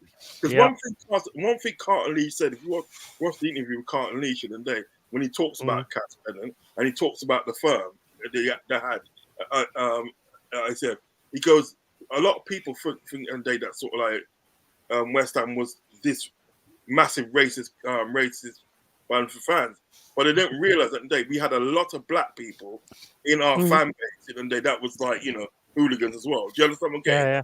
Yeah. There was a lot. There was. I mean, Cass Pennant and they sticks out because that is the main one. I mean, I'm going to end the topic on this, but I will add, I'll come back to you on that one, Uncle. Is the fact of this. Obviously, with the comment is the fact of they're going to obviously say World War II, but at the same point, you can balance that out and say about the slave trade. So it balances itself out, and I rest my case on that. So we'll move on to the next subjects now. And can I just add one more thing before we actually go off it? This is what I'm saying to everybody. Yeah, we are getting fucked by the people at the top. Yeah, so we've all got to stick together. Put anything else aside and fucking stick together because we're getting screwed anyway. Yeah, of course. Yeah. So we'll move on to the weekends of football and that, and obviously we're going to start off with the great comeback. You know, the season's back on now because obviously Arsenal won 5-0. All is forgiven. All is forgiven. You know, that gold leaf steak. Arteta's got more oil in his hair because of the steak. You know, that flavours from that steak and the influence that went out to the players. Yeah, Salt Bay himself. You know, so when you look at it, I'll go to the 3 Arsenal guys. Your views on this game? Shocking. It's 3 points, 5 goals. I'll take that all day long. Right, all day. And I've had people criticise me for my comments, and okay, fair play. I'm a realist. When I watched that game, we played a very poor Crystal Palace. They were awful. Arsenal's midfield yesterday was very poor. We'd been up against a stronger team, we'd have been torn apart. And I said this to you, Tony, earlier. Yeah. Right. You know, Palace, with respect, are absolute crap at the moment, Mm. right? Mm. The problem is everybody's gassing up. Oh, we've got our Arsenal back, blah, blah, blah, blah, blah. Okay, well, let's see what happens in the next 3 games. Mm. Let's see what happens when we play Forest away. Then we play Liverpool home and West Ham. Yeah, that will be the calling card because, banging in 5 goals, I'll take it. You don't often see that every day or every week, beg your pardon, right? I'll take those 3 points. Yeah, we need the 3 points. But, guys, a lot of players were very, very poor. Papering over the cracks like Yeah, mad. absolutely. It didn't Absolutely. really prove anything. And all this bullshit about, out in Dubai, da, da, da, da, da. Yeah, have a great time. Yeah, the season ticket fans are paying for that. Yeah. I said this to Kenny Ken. Mate, you are a season ticket holder going week in, week out. You paid for that. It's not the Cronkies. It's not coming out their back pockets. They Should didn't have got say, some steak. they didn't say to Arteta, "Oh, here's our American black gold cards. It's unlimited. Spend what you spend what you want. We're picking up the tab." Bollocks. Exactly. The club and the fans paid for that. And why? What's it proved? What's it done? Nothing.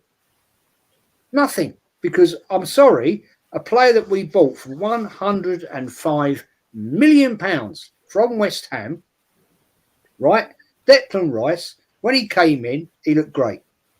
I'm sorry to have to say it, but the last few games, he's looked bloody awful. And all I've seen is every single time we buy these players, right? They regress.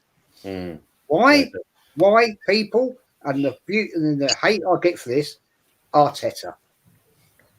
Because he's the most arrogant prick as a manager. He's ruined player upon player. And that is why Arsenal, and forget, all these, we got Arsenal, look at it. Yeah? What about all the little wankers that are walking out 8 minutes before the game? Missed 2 goals. 12:30 kickoff, and you're walking out. What's wrong with you? What's wrong with you? Exactly. These are the fans that are supposedly, it's all brilliant. Let's sing about North London, you bunch of arsewipes. Swear to God, in my day, you'd been thrown out the bleeding stadium. Dickheads, man. Or you would have got a smack in the mouth, honestly. Exactly. I mean, Fuzzy, what do you make on the, obviously, the so-called tour and the team bonding, and then obviously getting the result yesterday? Yeah. I mean, how would you see if you thought your Man United did exactly the same thing? You think they would elevate them to new levels? To be honest, not really, because I mean we've seen it several times. Team plays well one game, plays crap the next. We've already smashed Palace up at home ourselves in the Carabao Cup with a rotated team. So I mean, it's not that big of a feat. It's not revolutionary that you smash Crystal Palace from time to time at home, unless your name's Manchester City, of course, because for some reason they like to struggle against Palace. But yeah, I mean, at the moment our players are on holiday. They're taking holidays out to Dubai, rather than a whole PR club-wide exercise to go out and plot it as one thing when in actuality it's something else. Team building exercise. Where's all of the club pictures where everyone's undergoing actual team bonding exercises? Like where are the pictures, the videos of actual activities that are building unification and the trust between every player in that team? I can answer that. I mean, if you look at it, Saka's still got his sea legs when he was sitting on that yacht. Yeah. You could see that on Saturday. Abs, would you agree on that? You don't want me to start about my team, mate, because I'll be here for a while. You got to wait. You got to wait until I get to my team, mate. You know, yeah. No, I'm just gonna say this now. I'm quite numb at the moment, and I get like this when my team's not. When I don't see my team going for the big heights. Now everyone could say, "Oh, do you know what? The league's not over," but I'm pretty down and out, to be honest. I'm seeing Liverpool winning, and yes, we won 5-0. I'll take that against a poor Crystal Palace. However, you know, have we got the cajonas to battle the way, you know, to the end of the season? I don't think so. And the mentality of the team, it's still not there. Declan Rice looks like he's getting into the red zone. He looks tired, you know. I know they were away for 2 weeks and stuff, but he's played a lot of football. He's played a lot of football since he's come to Arsenal, and he's got a lot of responsibilities. We can talk about 100 million and all that kind of stuff, yeah, but he's a human at the end of the day. Yeah, there needs to be better support for a player like that. With Party out, you know, with all these other players out, we're just really bad when it comes to injury management as well. You know, what I saw yesterday, the performance wasn't great. Yeah, you know, Palace were just there for the taking. Roy Hodgson's in his 70s, tired. You know what? The team was shit. Yeah, if you ask me, yeah, you know, we could have played them 10 times and beaten them 50-0. Yeah, that's how crap Crystal Palace was. The two test is gonna be, as just said, Forest, Liverpool, and West Ham. Anything other than a loss, 2 losses out of 3, forget about titles. And I'm quite disappointed with Arsenal as well, because I thought this season was going to be the one that we was going to kick on. I thought this season was going to be the one that we was going to win a trophy, that we was going to lift the Premier League trophy. 20 years, bang on, we're going to lift that Premier League trophy. Forget about the Champions League. I thought this was our year. Once again, we messed up. 1 win in 7. We're seeing it over the next three games. Yeah, I think that's going to be your telling point. I mean, maybe my mood may be lifted if we beat Liverpool, because I want to keep. Yeah, you want to keep them rising. I mean, Anthony, not, to be honest. Pepsi Pack saying here, if everyone can see what's needed, a striker, and the manager can't see, then there's a problem. Do you agree with that? I mean, well, yeah, you can agree with that. I got to be honest with you.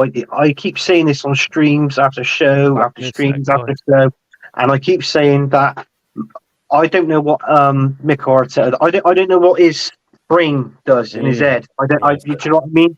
And if fans can see it, why can't him? Why can't Edu?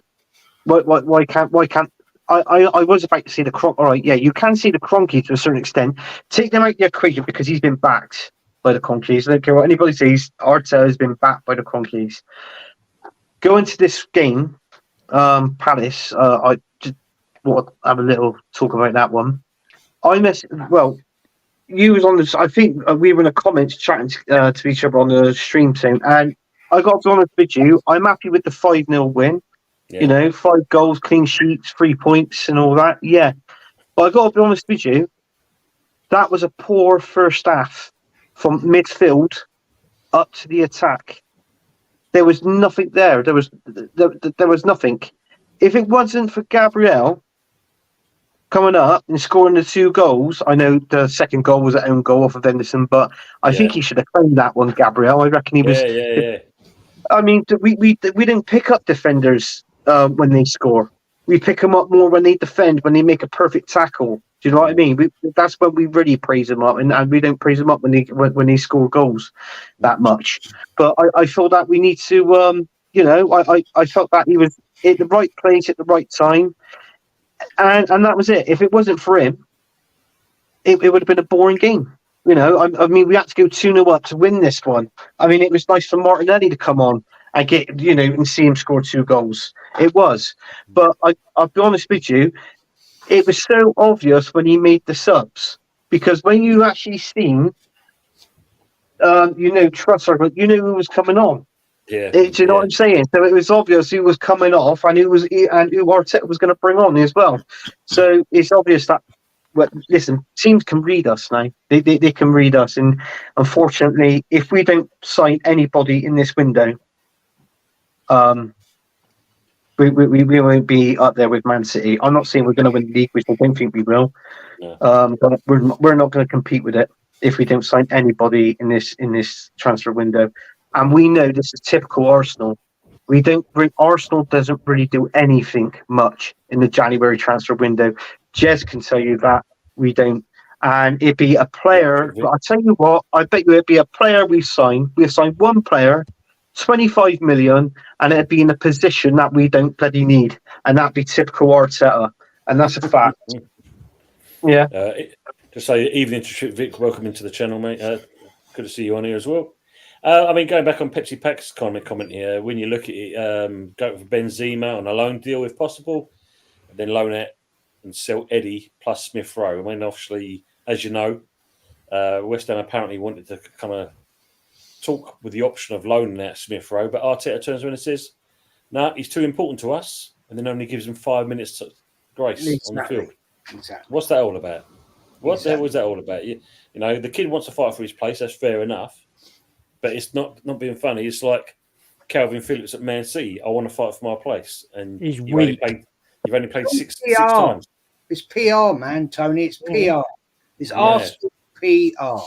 I mean, you know what it is. If you watch that press conference the other day that Arteta did, I mean, I don't know who these absolute arsewhite.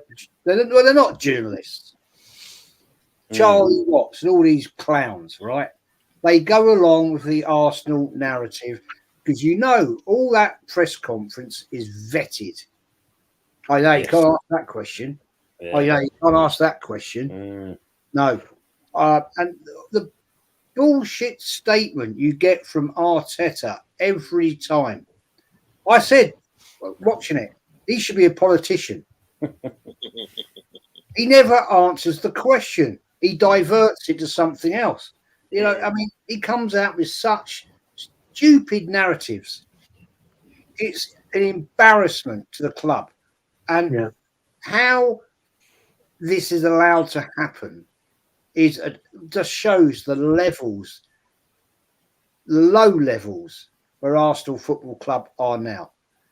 That would never happen under the realm of a proper manager. Can you imagine let's just say we had Mourinho there. He'd be saying to the press, guys, what? Ask me a proper question. Yeah. Ask me a proper question or get out. That's very true. I always said it. Arsenal, they need a stronger character. You need stronger character in the team, and you need a stronger character as a manager. You know, a manager that's willing to take a risk. Risk with certain players today for the good. You know what I mean? And if it doesn't work out, it's like, say, well, look, you know what? Yeah, that was on me. But you need a stronger manager with stronger character. You know what I mean?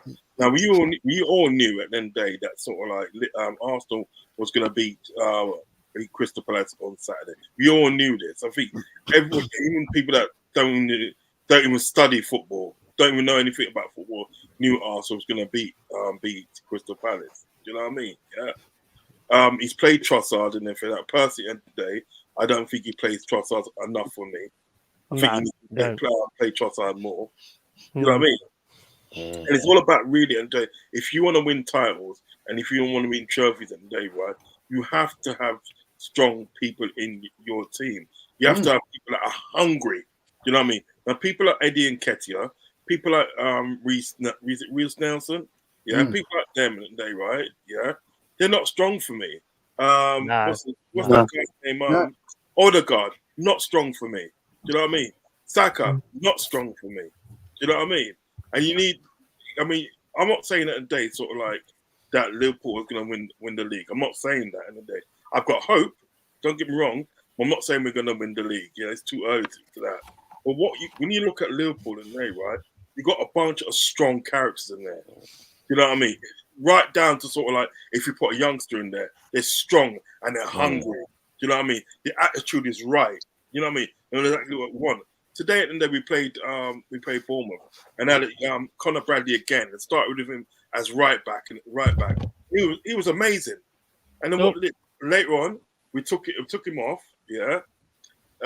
Gomez shifted over to sort of like the right hand side. Yeah. And then we brought on young Owen Beck. Amazing. Bobby Clark. Amazing. It's strong characters across the board. And I look at Arsenal at the end of the day. I don't see that. I don't see them as strong guys. I look at Arteta now, and Arteta and they not being funny. Then, not being funny. This is probably this is the first and probably the only serious job he's going to get in his life. Of course. You know, I can't see him getting another serious job like this with Arsenal. Oh no, he'll drop down. He'll drop down. He'll probably go to Spain and manage something like a Liga 2 team or something like that. I can't see it, and then him getting sort of like a strong team like this. Let's see. Let me just interrupt you, Unks, because obviously I just want to say for Tony Neary, he's a member for 18 months on Jez's channel. Been a great stream, guys. We'd like to see one like this weekly. It is Tony every Sunday 8 p.m. is the awesome. Awesome. Can I just make a point about Arteta? Can we stop calling him a manager? He's not a manager. A manager manages games. He doesn't manage games. He puts like-for-like substitutions on. That isn't a manager. You watch Klopp today. Bournemouth, Liverpool was 50-50 in the first half for me. He changes it up, and then Liverpool take over it. That's what managers do. That's what you did against Arsenal. That's why you'll beat them again next time. So we need to stop calling him a manager, because we've all been privileged enough to see great managers. Brian Clough, Alex Ferguson, you know what I mean? Klopp himself, Pep.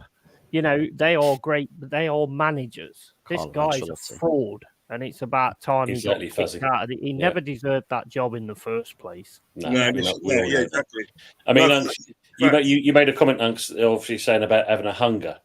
Yeah. And, you know, maybe that's why they went to Dubai, to feed that hunger, you know, with a steak. You know what I mean? Because other than that, but you know what the team's too nicey. That's the problem. Look at Arsenal. And, you know, look at Arsenal. The holiday camp thing. It's holiday camp. That's what it is. Look at Arsene Wenger's team, yeah?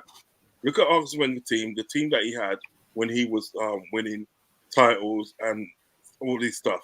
Look at and make the comparison between the team that Arteta's got now. You know what I mean? That team at the day, sort of like that sort of like Arsene Wenger had, yeah? The team that sort of like Arteta now is nowhere near as good as that team. Many years ago. Of course not. Of course not. You made the other comment you made as well. Yeah, the other comment you made was the fact of the problem. What Arsenal did last season was give fans belief, because they started off well and it carried on. And as we know, 93% of the season they were top, and it gave belief to Arsenal fans that you know what, this is actually going to be our year. Yeah. And then do you know what, Tim? Yes, when we play against Forest, right? That team that we set out against Crystal Palace, there's only going to be one change. That'd be because he played Trossard. He'd be out because he didn't do anything in that game, and Martinelli came on and scored 2 goals. That's what it is. That's what it is. It'd be Martinelli for Trossard, and that'd be our starting lineup against Forest on Tuesday night. Yeah, that'd be and I'll totally back you up on that one as well, because as you said, it's easy. Mate, I've got to bounce because I'm getting called. And Chinese. Tony, mate, thanks again for having me on, bro. Yes, as always. Just shout your channel out, Jez, before you bounce off, mate. Yeah, Arsenal history and more, man. It's all Arsenal, but we talk about other things as well. Other clubs. I love getting different fans on. It makes the whole atmosphere, and it's good. And good debates, and the great panel that's here tonight is amazing. And so thank you for having me on once again. You're welcome, mate. You know that. Anthony, Abs, love man. Big up, Jez. Take it easy, Jez. Hot Fuzz. and Uncle Mm, Rods, man. and you 100%. speak the facts. You all speak the facts, and I wish I could stay longer. Seriously, Mm. No worries. No but worries. we'll catch you in the week, boys. Take care. Yeah. Yeah, and you will. Okay, Take care, mate. Cheese. Cheers. Can I just say one more thing as well? Son, I got to When it bounce. comes Well, down to Dubai, And go on. Yeah. check your channel out as well, please, mate, yeah, I before got you to go bounce. then. Well, listen, Yeah. listen. Wonderful to be in your company tonight, guys. You know what I mean? You're a great bunch of lads, man. Trust me, great bunch of lads. Love being in your company still and talking about football and all things that's important in life. It's just brilliant. You know what I mean? Tony, thank you. Awesome again for Thank letting you, me mate. come on your channel. You know what I mean? Always feel comfortable when I come on the channel and always feel like, you know what I mean, that we have interesting conversations. You know what I mean? So I'm not listen. At the end of I say it again, people need to like and subscribe to your channel because you got Yeah, brilliant, 100%. you really got a brilliant channel. 100%. Thank you again and Dave for letting me come on your show You're welcome. this evening. Listen, guys, you know you can find me at Anfield Uncle Rods. That's on YouTube and also Anfield Uncle Rods on Twitter and the same on Instagram. You know what I mean? Yeah. That's why I'm chopping it up, talking about football. I've got some of these guys on here as well. They come on my channel as well. So like, listen, we always have a party when we come on and have a good vibe. Listen, today, as I'm gonna say, take care of yourselves and take care of each other. Peace, love, and respect, guys. Peace, love. Rods. Then you Peace. love Take it. care, man. Take it easy, mate. Cheers. See you soon. Yeah, you see Budgie's comment about you? Captain I Black. did. That's not a bad shirt, mate. That's a lovely shirt. I'll take Yeah, that. that's not a bad chat. One thing I just want to say about the Dubai trip, right, is Arsenal are becoming PRFC. I mean, the fact of the matter is we took our players to Ingemel's and our manager had like fish and chips, and we didn't get on no media or anything like that. Yeah, that's the difference, isn't it? Yeah. If I could label this whole Arsenal fans, Arsenal Football Club relationship, it's like it's a lot of fans have almost been suckered in. It's like a war of disinformation, where it's literally an incorrect narrative versus reality is being peddled, as opposed to it being a misinformation kind of deal. No, it's true. Yeah. So it's like you see places in the world where when you control the narrative, people genuinely believe what it is that gets spoken. Yeah. So of course the people who follow Arsenal the most, or the top gooners, if you will, are the ones that believe whatever it is that the club says or what the pro Arsenal media say. It's like when you talk about the questions for Arteta, like his pre-match press conference at Crystal Palace. One of the first questions was, how was your trip away to Dubai? Who cares? We're here to talk about Crystal Palace. If Jose Mourinho was in that press conference, that question would never have made it, because the media wouldn't want to go and protect Jose Mourinho. They want to protect Mikel Arteta. So you'd get a lot more damning questions if Jose Mourinho was the Arsenal manager than you would ever get under Mikel Arteta. But Jose Mourinho's got a brain. He's got a brain. He wouldn't have done it. Yeah, that's the difference. I mean, Abs, Tony Neal is saying here, you know, 2 weeks in Dubai, slurping meat off another man's sword. Yeah, exactly. I mean, it just how much training did they actually do? I mean, was there any kind of footage where were the or anything? training camp? Were they actually doing anything? No, of course they were training. Come on, there was a lot of footage of them doing training, but training to eat steak. It's just the media circus, and it's just the banter club, isn't it? At the moment, isn't it? So I suppose these are the banter years for Arsenal at the moment. Yeah, but the and thing we've is, just got to take it. We've just got to sit and take it until we win a major trophy. Yeah, but how many years are you going to go that's through what it's that? going to be. So yeah, anything we do is just going to be highlighted, triple highlighted. Do you know what I mean? You might see Arteta out. But you're bringing it on He's probably yourself, gonna really. get accused for doing something then. So it is what it is. It is. You know. But the problem is, though, Abs, I mean, like, you know, as a fan and that, I mean, how many years you got to subject yourself to being a banter club? Well, you should know about that, being a banter club. Like, amount of years. This is the thing. The thing with us, we know Yeah, what we expect. We know where we stand. You guys, on the other hand, when it comes to you and that, you can't handle the truth. Here's a difference. Us You West Ham can't fans- handle the truth. Exactly that, mate. With West The Ham thing fans, is, though, we know where we are. Yeah, Mm. we're either You know, we're in the top half of the table or in the bottom half. We know we're not going to sign X amount of players net. We're not going to make X amount of money. But the Tony's difference being going in is now. we still have fans turn up week in, week out. You don't see him leaving when the game's winning 5-0 and walking out the stands and stuff like this. Yeah. We are still, there's a difference. Yeah, but We're, that's because we're they're back, we're stupid. back to They're same thing. stupid. This is the Yeah, they thing. don't know where the exit is, Tony. Let's face it. Yeah, no, it's not that. It's because they turn around and think it's not new. they must come from God knows where Pick up and think, Ross. right, hang on, the bus is coming soon, or the train, they got to get back on it, and it's like, well, I'm not worried. If that was me, I'll be staying there in my seat, and I'll be leaving after the game, win, lose or draw, and if it means I got an hour for a train or a bus to wherever, I got an hour. It didn't bother me. I could just go in the pub and have a quick bloody pint, just around the bloody corner from the Emirates. One more Do you know to what I go, mean? innit? Yeah. One more for the road, and then back round to the bus stop, or down to the tube down where the train is, and then that's it. Job done. I don't understand why they got to leave early.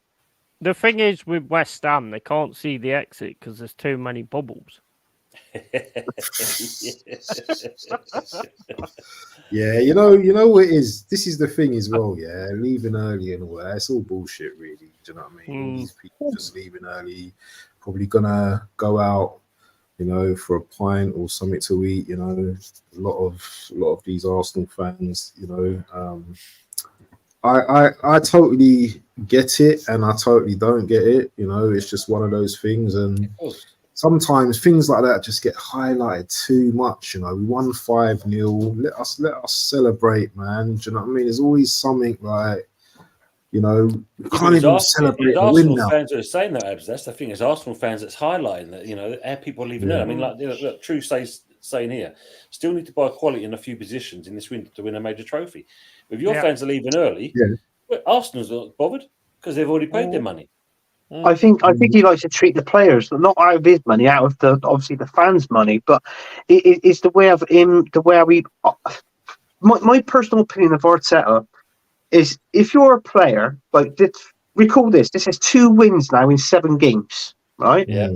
Arsenal 2 wins in 7.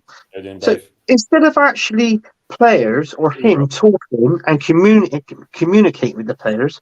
Because I got to be honest with you, he strikes me the sort of man, he's not approachable. If you want to tell somebody, it's like if you was a player and you had personal problems on and off the pitch, let's say for a figure of speech, and you want to express those problems to a manager, I don't think you've expressed that to Arteta. I think he's a person that's not, you can't approach him and tell him this, that, and the other. I think he's a manager that believes in, I think it's bribery. Oh, right. So if we do this, we'll go to Dubai, all this, that, we'll have the beef off the sword, and fucking God knows what else. I'll get you a dog you could pat, take it on turns each weekend or every day. This is the sort of guy he's like. He's not, he is what I call, obviously he's a shit manager, but if I had a boss like that, if I was working for a boss like that in work and he was on, I'm sorry, but I think his man management skills would be shit, and I'll be the first. Everybody, I think I'll be the first person telling him that your man management skills is crap. How the hell did you get to this position? How did you get this position? Yeah, I just think he's one of those people. Unfortunately, that's who we got at the club. I don't think he can get the best out of players. I think the players are burnt out. They're trying to play his way. The players don't like playing his way. The results have shown that. And I tell you something else as well. With Arsenal fans, and I've heard it on stream saying, well, maybe they needed that break. Piss off. Piss off. So you're telling me they play shit, goes out to buy, have a nice time, a treat from Mikel Arteta, actually from the fans, right? And then come back and win 5-0. Hang on, we got Forest Tuesday. We got Liverpool the weekend after that. Let's see how we're going to play now. I think he's all wrong. He's all wrong at this football club. Get this man out. Yeah, Hit him out. I agree. And just one thing on the fans walking out as well. If you back the best looking Spaniard you know and all this, that, and the other, shouldn't you be staying till the end and actually giving him applause and all that kind of stuff? Why are you walking out? Yeah. Fucking hell. Oh, is that?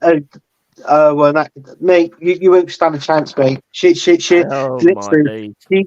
she will, whoever she is, whether Don't she's go there, mate. big, Don't go there. medium, small, whatever, Dave. She will spit you up. Well, she'll chew you up and spit you out. That's what she'll Yeah. do, mate.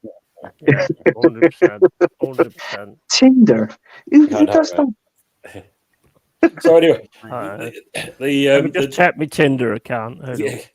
yeah, the next game after obviously the Arsenal game was the Forest Brentford game in that, and of course it was basically Yeah. return of the Tony.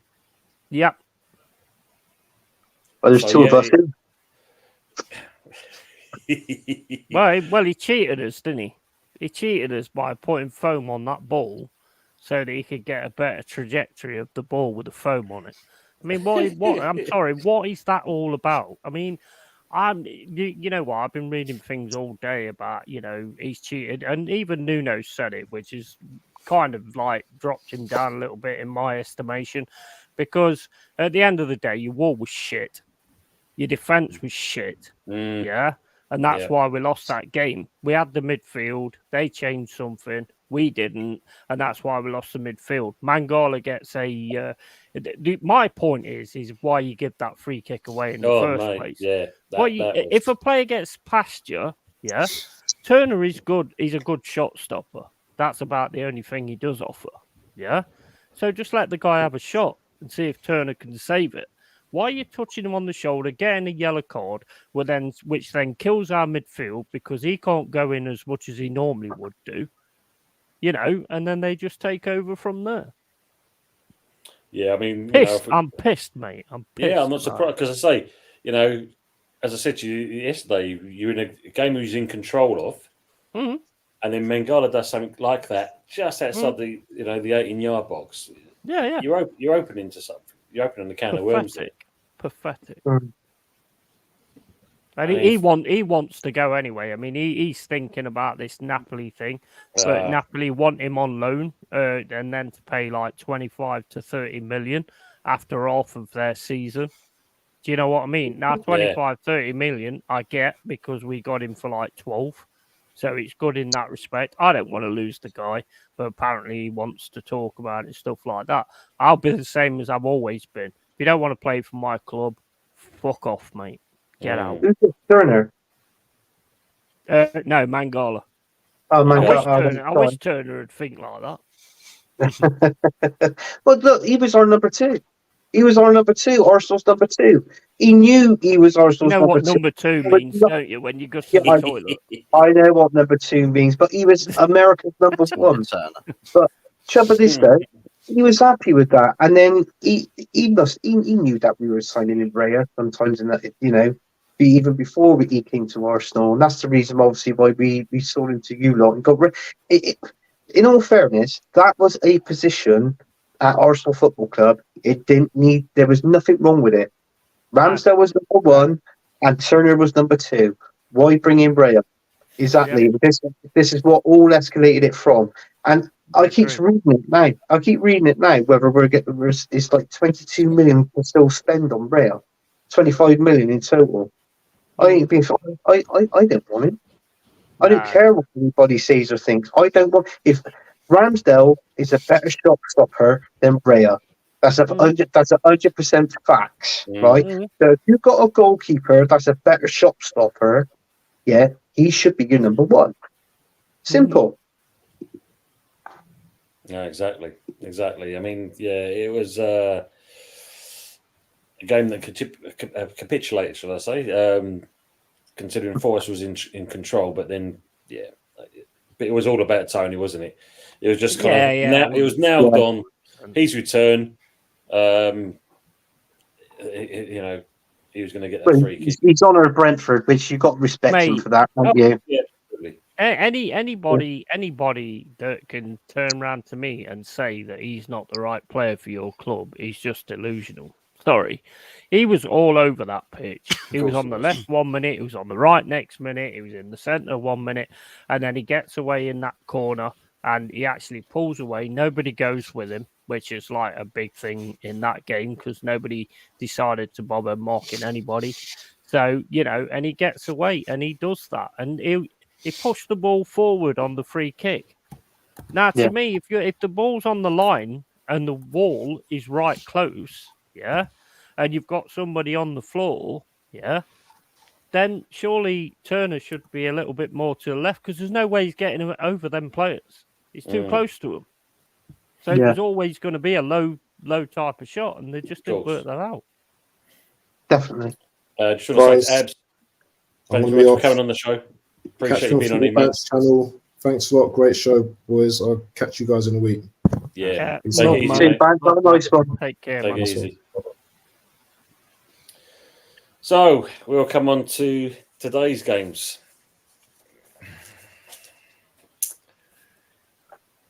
Oh God, change your background up first. That looks shit. You just noticed it.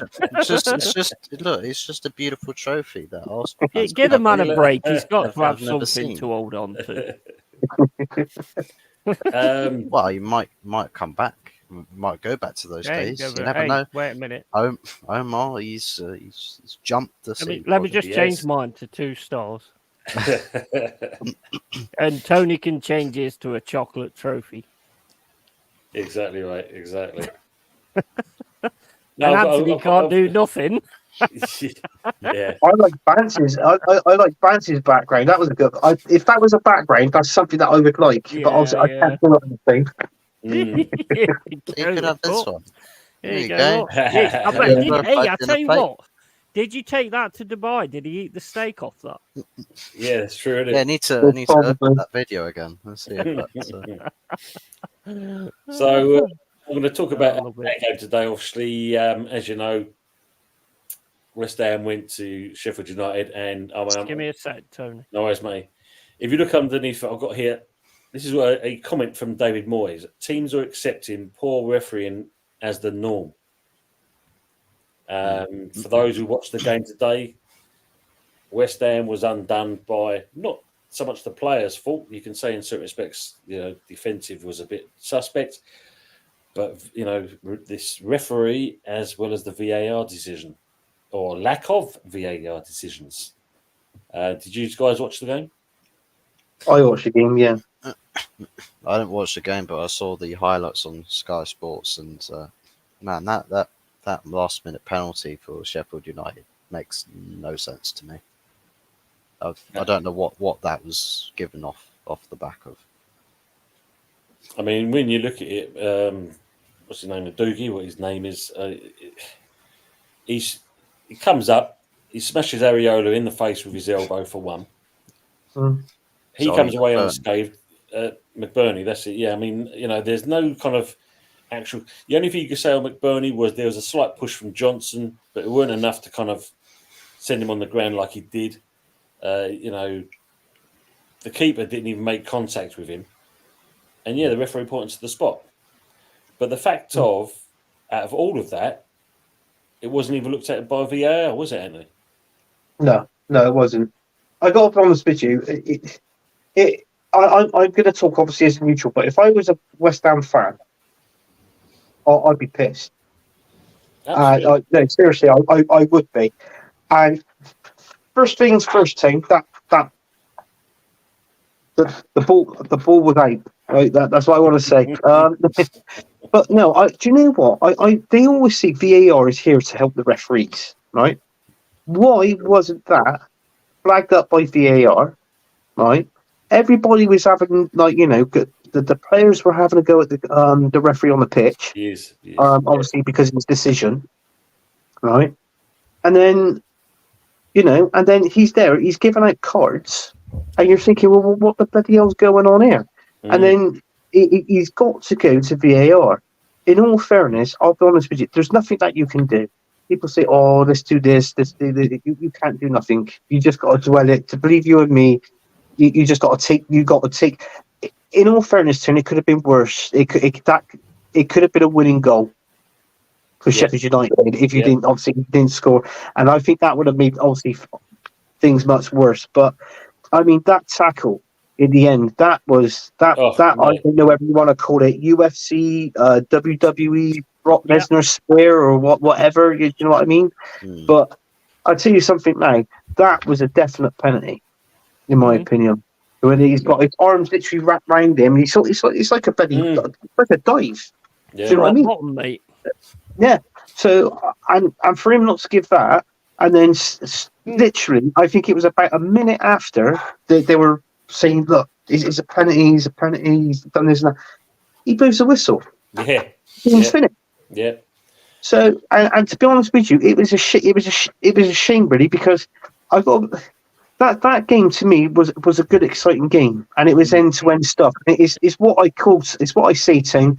That is a good old English game of football.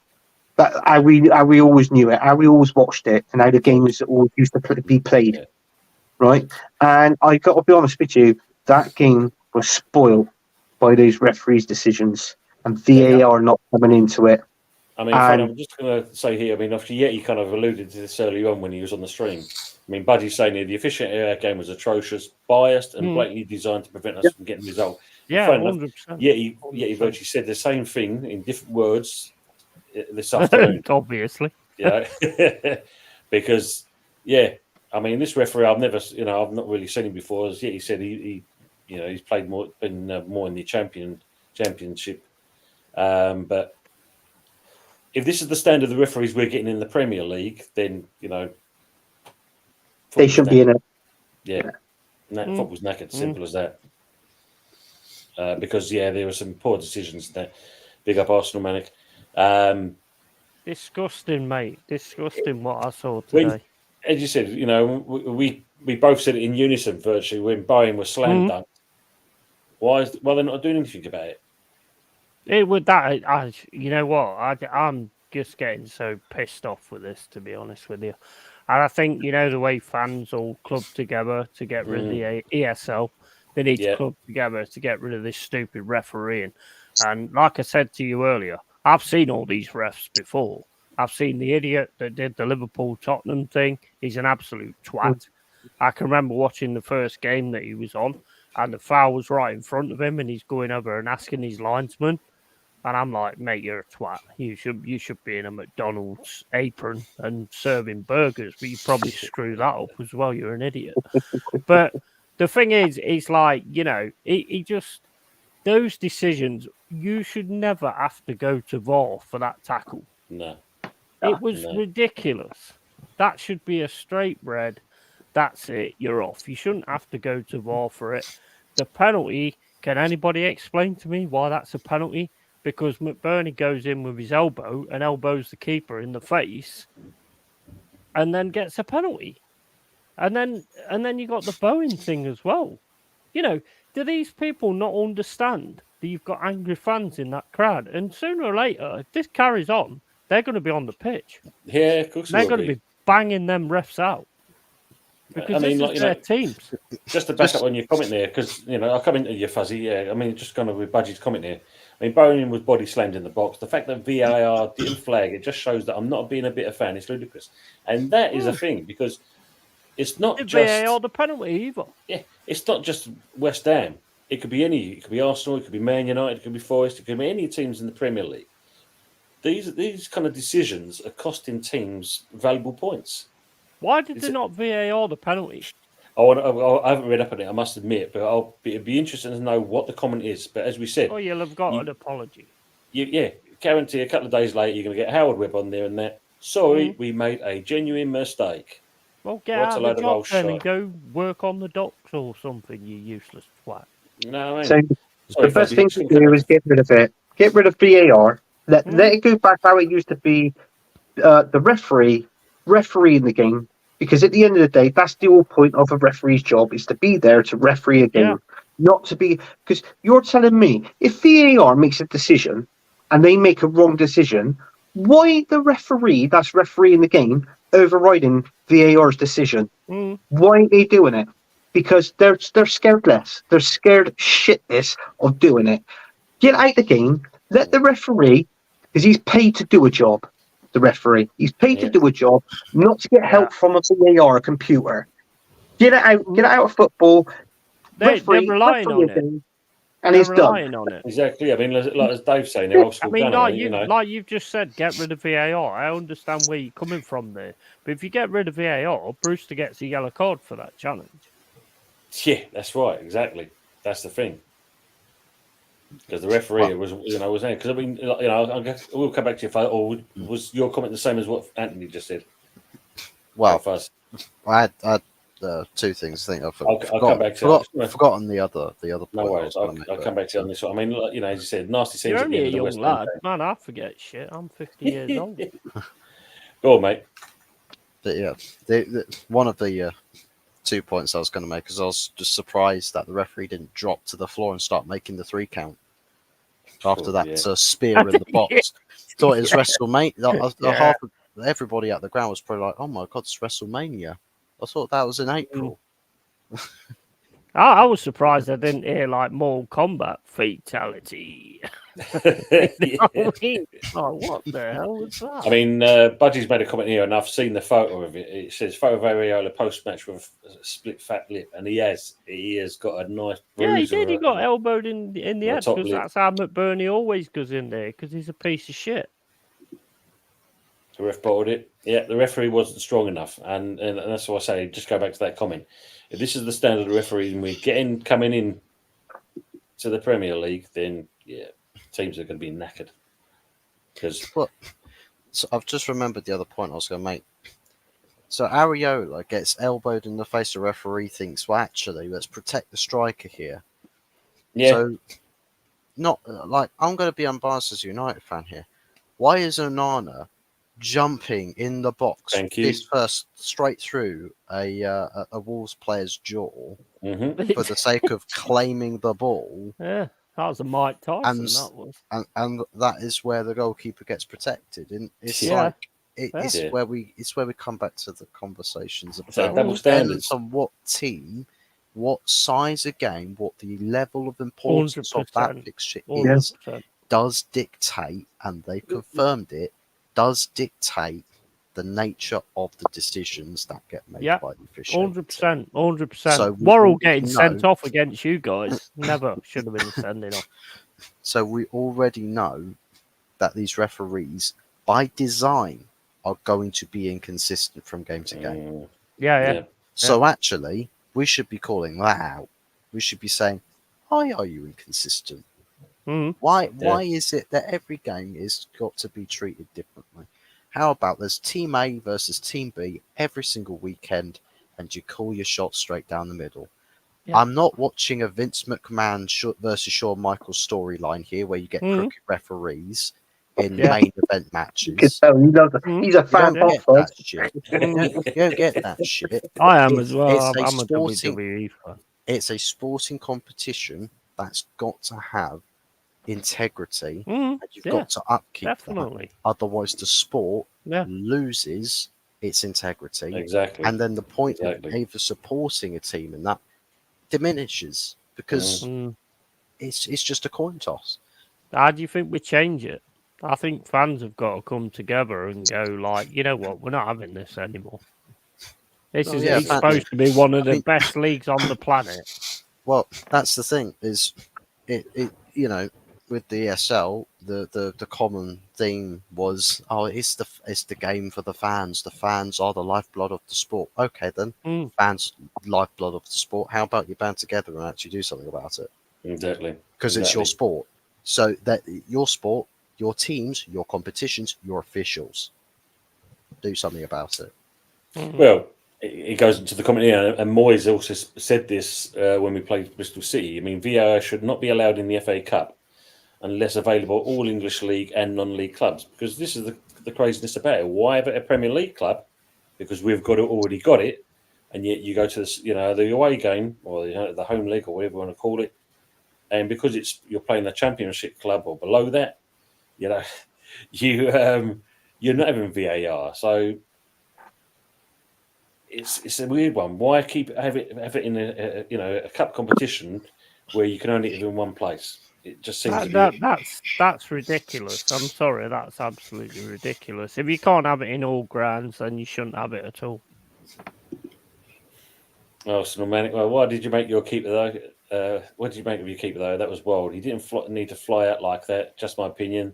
Ball's going out for a goal kick. The ball past their player. Well, keeper comes out to catch the ball. That's what every fan wants. Yeah, You want your goalkeeper to command your box. Yeah, exactly. Yeah, it's an awkward one, isn't it? I mean, because at that point there, I suppose you've only got minutes, and keepers make mistakes. They are human after all, and they all make mistakes. Yeah. You've got to look at Ramsdale for that. I mean, we saw enough of that last season near the end when Saliba got injured, and the mistakes he was making because of things. Yeah, yeah. And when you look, I mean, he didn't really need to come out as much as he did, but I suppose what he was looking for, 8 or 9 times out of 10, Areola comes out, he connects with the ball and he clears it. This particular instance, because obviously, I suppose you don't help that Johnson pushes old twat face, or whatever his name is. Mm-hmm. Because of that, it sends the balance off a little bit differently. But at the end of the day, I mean, it's a bit of pill to take because the fact that it was 6 minutes added time, and we ended up going. Was it 11 minutes? It was disgraceful, man. It was like the PSG Newcastle thing. Absolute disgraceful penalty given there. At least that one went to VAR. But I mean, I'll also say this: Arsenal Manic, man. If Raya had come out and collected the ball against Luton, then they don't score. Yeah. If he'd have come out and caught the ball against Luton, then they don't score. Yeah, but he does it differently, doesn't he, Raya? That's why you got Raya. Do you remember when what last game was it with Ramsdale was in and Ramsdale was in goal and Raya wasn't, and Raya basically Ramsdale made 3 mistakes in the beginning of that match because he was told to play like Raya, pass from the back, and he went to pass from the back, and look, it didn't work. He made those 3 mistakes.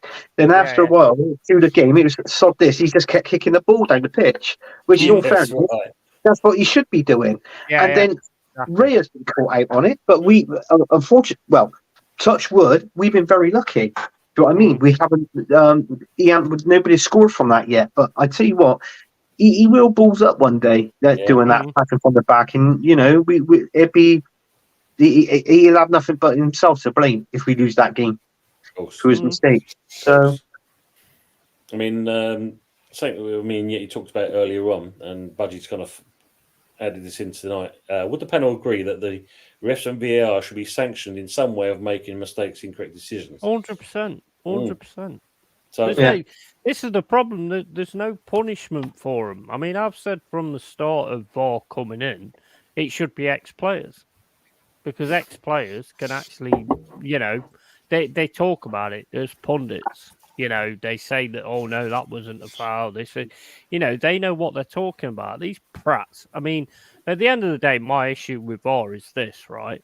Is, yes, it's a good idea for certain circumstances. But my issue with VAR is that it was brought in to punish the refs because they wasn't doing the jobs correct. But then you give refs an extra day's pay to actually be sat in a video room. So how did that punish them? Exactly.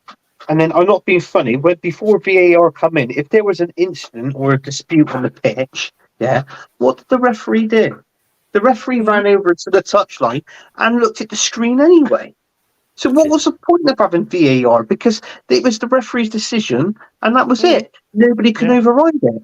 So, in all fairness, VAR works good for rugby. It doesn't look good. It don't work for football.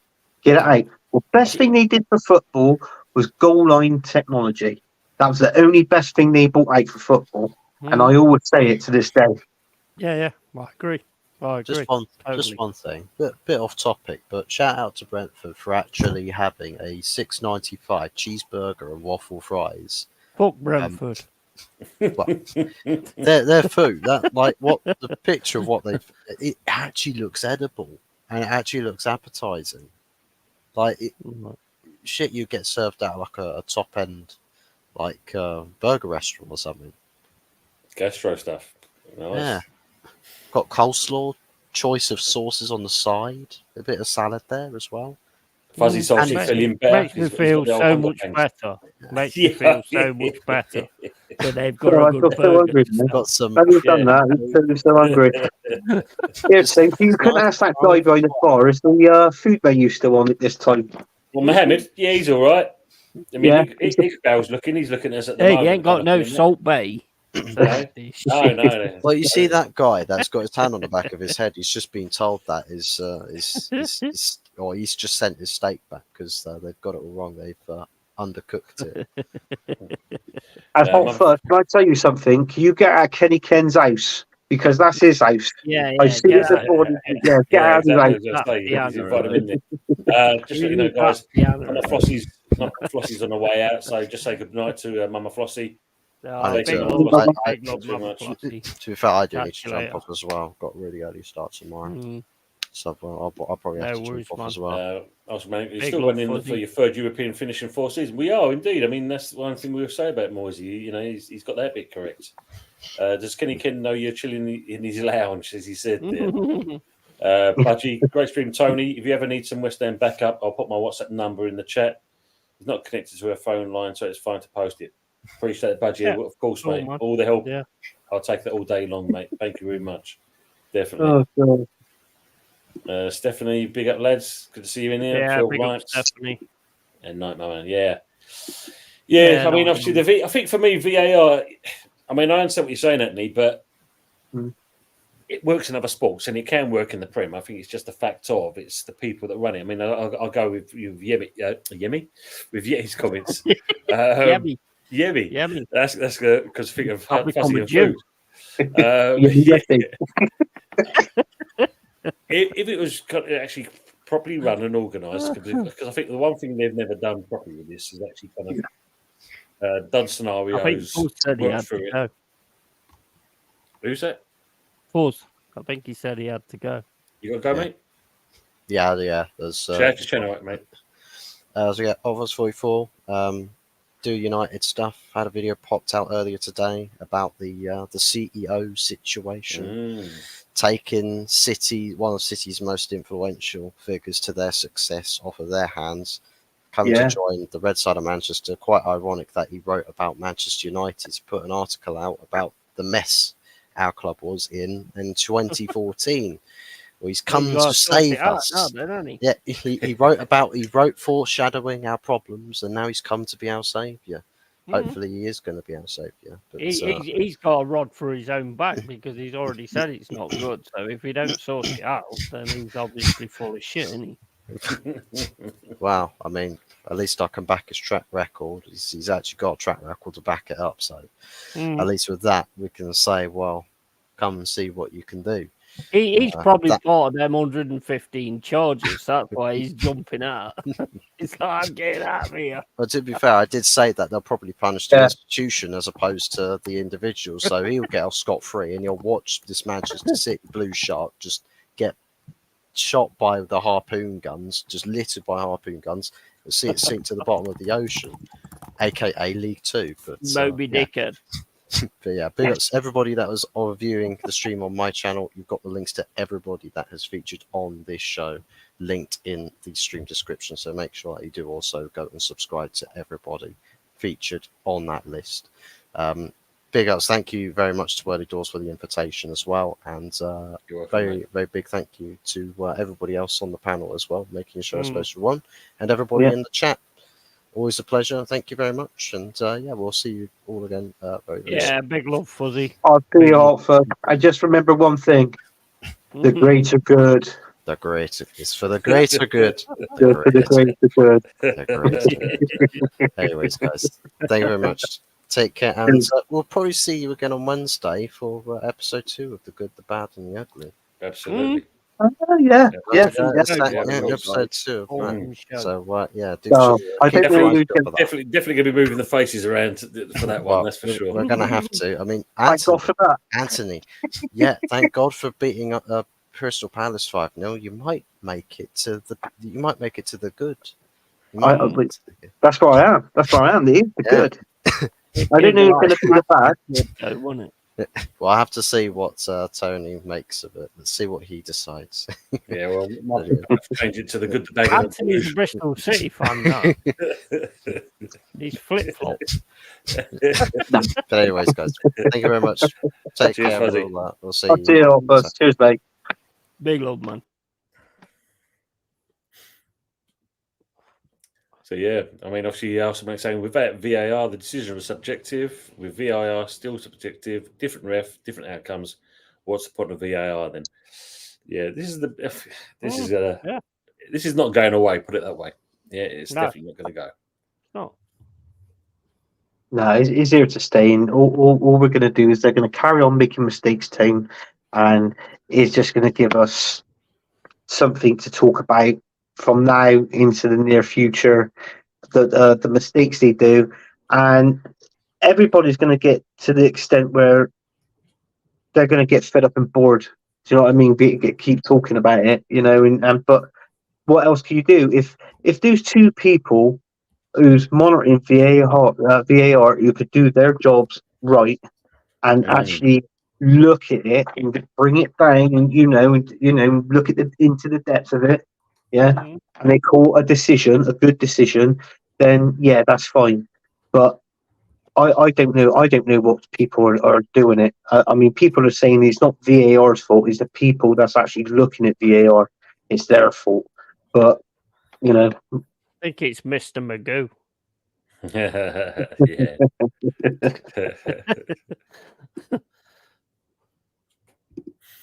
Yeah. And obviously the last game, because obviously I say we can really go in on this one with VAR, and that was obviously Liverpool and Bournemouth. And I thought Bournemouth would have given Liverpool a bit more of a fight. Yeah, I thought there was in the first half, but then Klopp proved that he's a manager. Yeah, and big changed difference. things around and just took over. Big difference. Yeah, yeah. I took over. I started to watch it. I totally forgot that the game was on. It slipped my mind, and then they were already 1-0 up, 2-0, and 3-0, and I think I had to go and do something. And I think what was was it 5-0 in the end? 5-0, yeah. 5-0, yeah. But what you said, I thought Bournemouth would have. I actually predicted a 2-2 draw in that game. Yeah, I did. Yeah. And I thought Solanke as well. I thought, obviously with the way how he's playing, I thought he would have really have done something in that game. And well, actually, Bournemouth actually doing something in that game. And I think it was just another one of those days where unfortunately, it was like Palace. They just didn't turn up. Yeah. No, it's true. Yeah. It is true there. I mean, obviously, Pepsi Pack saying, what will stay longer, VAR or Arteta? VAR. Oh, fucking hell. None, with a bit of luck. Yeah, No. definitely. Budgie said, I can't believe I'm saying this, but what a thoroughly decent lad for a Manure fan. Fuzz is quality. Yeah, he's a lovely lad. Awesome guy. He is a lovely lad. Budgie, I mean, you said about the number. I don't see it on there unless I'm blind. But if not, maybe get you on VAR then. Yeah, I need to see. Yeah, I did not see it. Oh, no, so that's Wenger that used to say that. Now I did not see it. Yeah. I don't want to say anything. I'll be in big trouble. Yeah, I think this is going to be interesting outcome. What's the next couple of days with this VAR thing, and that, guarantee we're going to, as you said, yeah, you nailed it. We are going to see an apology, no doubt, come out. Of course you are. Yeah. But I mean, that doesn't do anything for anybody. What's the point? If you're going to apologise, then take the penalty away. Yeah, it's cost us 2 points. Simple as. Disgusting. Absolutely, me. I mean, I'm not a West Ham fan, but I was so angry at that. It's like, come on, man. Because that could be any game, really. That them decisions. I mean, that this referee, like I said, he seemed to be weak as anything. It's just, I don't know. It's just annoying because I mean, look, at the end of the day, you didn't play that great. To be fair, you was doing a low block thing, but when you got the chances, you put the goals in.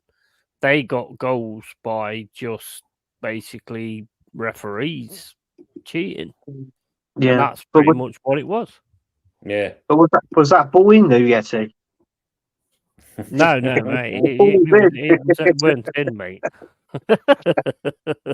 No, I just feel you got cheated and robbed. I mean, if they blew up the, and they give a penalty down at one end, why can't they give it to the other end?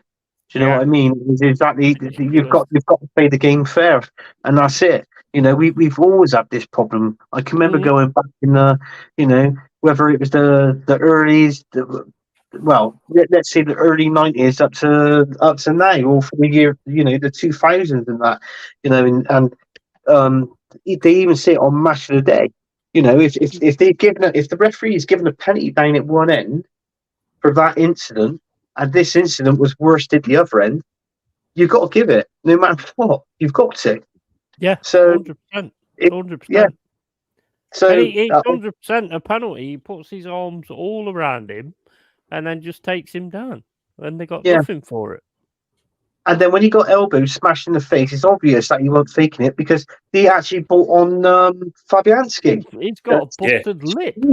Yeah. I mean, how can you be faking it when you've got... I mean, it's like players go down left, right and centre, but when your fucking leg's hanging off, then obviously something happened. Yeah. It's just common sense, man. It is just common sense. I mean, some referees, I don't get it. I can remember going back a few years ago when Dennis Bergkamp got sent off for Arsenal because he smashed this guy, but the guy smashed him in the mouth first, and it split his lip, and he's bleeding down. He said, "But look, he's hit me." He goes, "Where?" Yeah. And Bergkamp, do you remember Bergkamp went, "Oh, fucking hell, look, mate." I've got blood all around my mouth, mate. And Bergkamp's never been that kind of player. No. So that has to come into it as well. He's not that kind of player. He never did that. Exactly. Just honestly, I think it's so annoying. I mean, look, at the end of the day, we're just simple football fans that enjoy football. I mean, we're not simple. I mean, Anthony is, but I'm not. But I mean, we just enjoy football, and we don't like to, even if it's another team, we don't like seeing another team get ripped off. Like Newcastle, West Ham today. Tottenham in the game Liverpool in the game where clearly not offside. To be quite honest with you, the game against that you played against us at the start of the season, there's a right hand ball in there. Never even got looked at. I mean, how do you feel about your game yet? I mean, because I know you didn't sleep well last night over it. You were messaging me on Instagram at 2:00 asking me if I was awake still. He wanted somebody to talk to. So, I thought you was that woman on OnlyFans with the big busty tits. I got it wrong. And then I realised it was you, and I was like, I don't want to talk to that prick. I knew I was just waiting for something.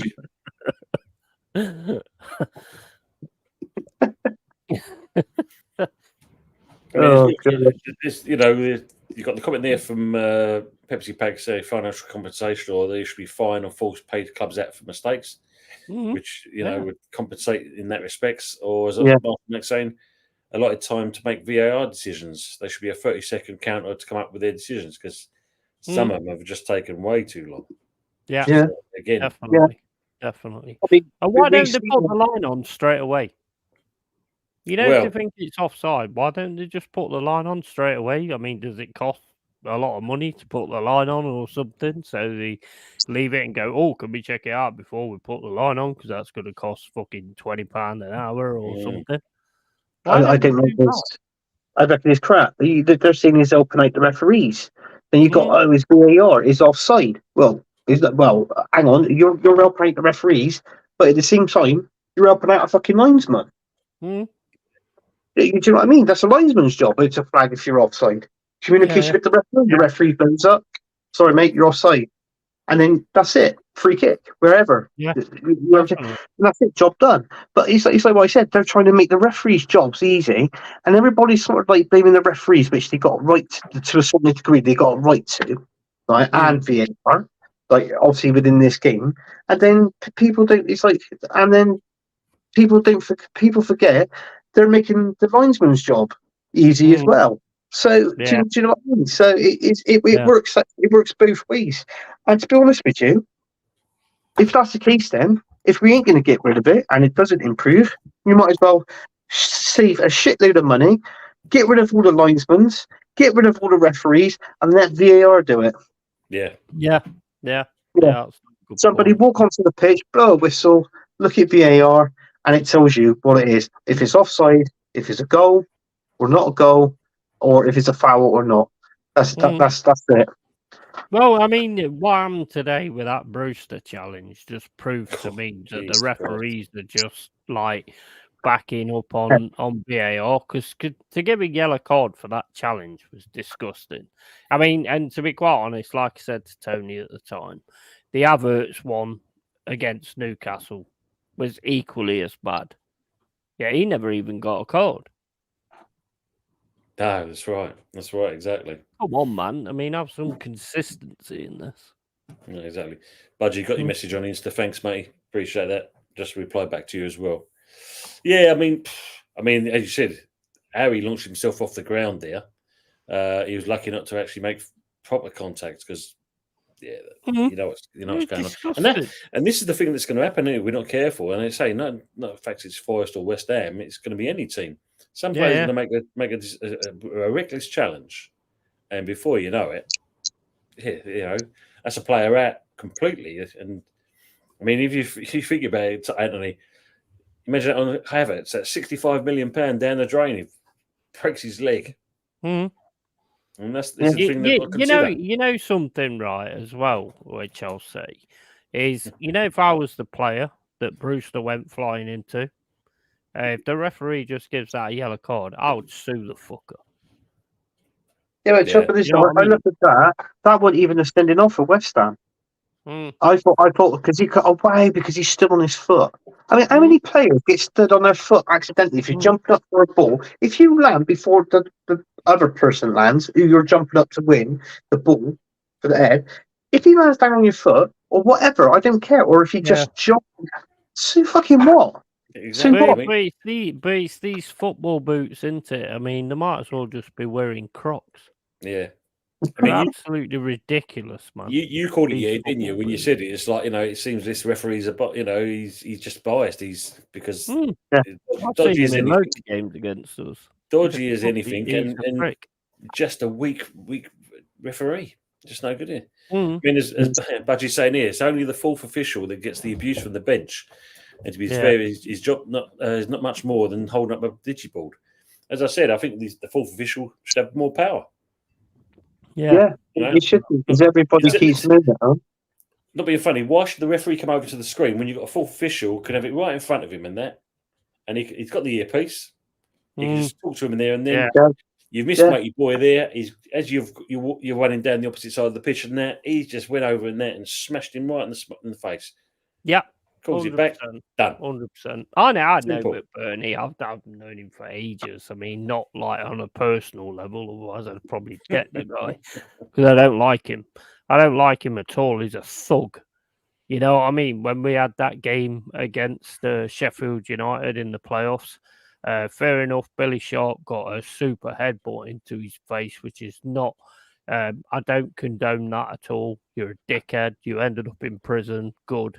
Glad you did, because you deserved it. But then for McBurney and Brewster to beat that guy down, that Forest fan down, and then not get anything go against him, the man's a thug, needs a smack in the teeth. That's what he needs. Anyway, guys, I'll be back in a set, mate. Well, so we're nearly going to wrap up. And I've got Jack in here as well. Jack Ramsey's coming. How are we doing, Jack? I just watched Match of the Day and how West Ham did get a penny at the end. I haven't got a clue, mate.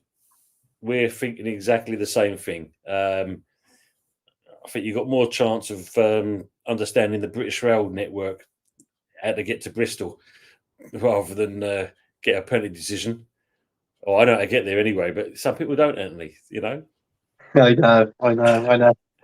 Come and have a look. See for yourself. See what it's like. If you like the scenery, some of it's all right. Some of it is good, and the other bits is a bit, you know. Yeah, White Lady Road, mate. It's quite a nice little area. So Oh nice yeah, going down definitely. It comes down to the main city centre. Yeah. Yeah. Did you know that you say about that, and I think Deji Spears he had a university degree, and that was in Bristol. Bristol, In yeah. in the I think where is it? It's not, what's it called? Bristol Cathedral. It's a school, but it looks like a massive. It's next to the church. The church that's there, as you got Another place. Yeah. White Lady Road, yeah. So, but yeah, it's just there. So he didn't teach him too well, and that he supports Spurs. Yeah, Jack said, like I said in the group, you'll see one given one next week for the same thing, and that's the truth of it, isn't it? That's the worst part about it. That's the thing that annoys us all. Causeway, another place. Stupid.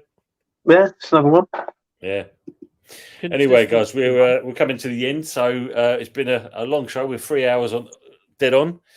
We've covered quite a lot of subjects today, not just football. We've covered quite a few things, and did it start off with politics? It started with politics. We've gone full circle on this one today, so this one's been a bit more in depth. Absolutely, 3 hours, man. Yeah, quite a few things. It's been a interesting show. Yeah, I didn't really like politics, and I thought because I got your message, but I didn't read it because I thought it was 8:30 this show. And then when it was 9. Did he? on his stream, and yeah, it's on at 9 o'clock, and I'm thinking 9. Nine? He just said I thought it was that thing, but yeah, and then I noticed she was all live, and then he was and I thought, all right, I'll set myself up, but I was going slow, I was plodding. That's an interesting one there from Arsenal Manic. Look, the referees from Lancashire, far closer to Sheffield than London. Conspiracy led. Yeah, spooky. exactly. You know what? I'd be interested to know if he had a bet on for 2 reds and a 2-2. I reckon he did. I mean, need Cheers, to start Budgie. looking at them instead of Ivan Tony. So respect to Budgie in there, and obviously, like big respect, man. I hope everything goes well with you in that respect. I mean, fighting it twice, mate. I mean, hats off, man. Have you ever discussed Joey Barton? Yeah, that's another one. That's another subject to cover. So I agree with what he said, to be honest. Well, the one he's saying, Joey Barton. The one thing we didn't mention, funny enough, and I missed out completely, was Troy Deeney and his comments. Oh yeah, which got him the boot. You can't do that. You can't do that nowadays. Unfortunately, you can't call players out. They're too smothered in cotton wool these days. They can't take criticism. Exactly. Yeah, that's why I thought. If Brian Clough was still a manager nowadays, he would beat the fucking shit out of most. Oh, mate, yeah, exactly. He would have. She's saying, great conversation, never gets old or boring. Thanks, lads, and to the panel that have gone. Yeah, you're welcome, Budgie. Thanks for that. Budgie. By saying, thanks for the love, guys. No, that's what we're all about. That's what we're all about. about. That's all about, Budgie. I hope it's all good. And that, you know. Yeah, absolutely. Danny Murphy said on Match of the Day that it was the right decision for the West Ham penalty at the end. Well, that's because they're fucking idiots. Yeah, Jesus. Well, it's like how they interviewed Moyes after the game, and I was obviously, because you didn't obviously hear it because you was doing your show thing, and the woman that gave the interview that after the game said, look, what's your thoughts on the game? Was it a penny? Wasn't it a penalty? And he said, well, look, he said, you've got to liberate yourself. You've got to see to your, you've got to come to your own conclusions. He said, was I happy with it? No. Am I going to say any more than what I really want to say? No. Exactly. But I'd like to. But I would like to. And then it went to Rio Ferdinand, and Rio Ferdinand said, I strongly disagree. He said, I like Moisey, what he'd done for the West Ham and that. He said, but Moisey was asked a question. and then Moisey should have been at the right to answer that question, Mhm. whether it was being VAR or that referee. And Ferdinand just said how it was. He should have had it. He was asked a Should question. have. He should have answered it, and But he the said he problem should is have answered it in full. they don't like you answering with the truth because you get fined for it, and that's the Yeah. problem. Yeah. Can you guys imagine me if I was a football man? I would get so many fines. It's unbelievable. You just see the old commentator looking right at the camera, thinking, "I think I've asked the wrong geezer here. I need to move on." You'd be seeing Getty. He'd be there having his beer on the touchline, and then he'd get up and he'd do. Do you remember when Jose Mourinho in that charity game he trips over Ollie Murs and he went flying? He'd do that when the touchline wrestlers do it. So look, I mean, I'll Pepsi be Beck on saying the here, pitch. yeah, he lives not far from Forest Green. Chairman's a bastard and too Mm. busy organising gangs of hooligans to block roads. Wow, that says it all. But I still don't get it. I still don't understand why. Back in the day, it was always said that every club came out and said we have no affiliate with the hooligans or anything like that. Yet typical Arsenal, all of a sudden start calling themselves Gooners. That makes no sense. To me. That makes no sense. Budgie said, "I wouldn't get a job that pays enough to cover the fines I'd get." I think we're all in the same boat there, mate. Especially after today's game, that's for sure. Anyway, I'll do a Brian Clough one, yeah, young man, come on, young man. So anyway, Anthony, shout out your channels, please, sir. Yeah, I host a show, Gunners for More Corners. That's on. There it is. There, Gunners for More Corners. But it's on a show called Football United TV. It's a Man United channel, but I host a show on a Man United channel. I know it sounds weird and bizarre, but that's the way things are. And also, I do. I do. On Sundays I do the Premier League weekend show. We was going to do one, but for some particular reason I just didn't get round to it. Well, I say I didn't get round to it, and the guy's channel who owns the channel, he didn't get round to doing it as well. So unfortunately, apologies for that. But we will be going streaming. I think there's no football next weekend, is there? No. It's a long break now. Aren't you? Yeah, so we're going to be obviously coming back. Not next week, the week after on that one, and that's it. I'm going to pass you off to the Yeti up here. Not only has he got his channel, but he got his own porn channel as well. So I'll just let him I'll let him tell you. Just FA Cup games, isn't it? FA Cup games. That's what there is. There is FA Cup games. At least there's some football in the shape of football in the FA Cups. Yeah, that's basically it. And yeah, so I mean, I'm going to be doing a watch along with Anthony for the Bristol City game because the thing about Anthony, which I've noticed, but nobody else notices, is as soon as Arsenal lose for like 7 games, he flip flops over to Bristol City, which I always expected that anyway. But he's just how he is. Fair enough, whatever, however you want to call yourself, that's fine. But my channel is Long-Eared Yeti's Cave, all about Forest gaming.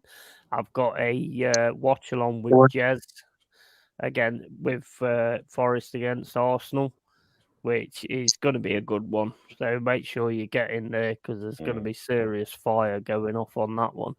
And, in a friendly way. I mean, if he fucks around, he gets simbered. I don't care.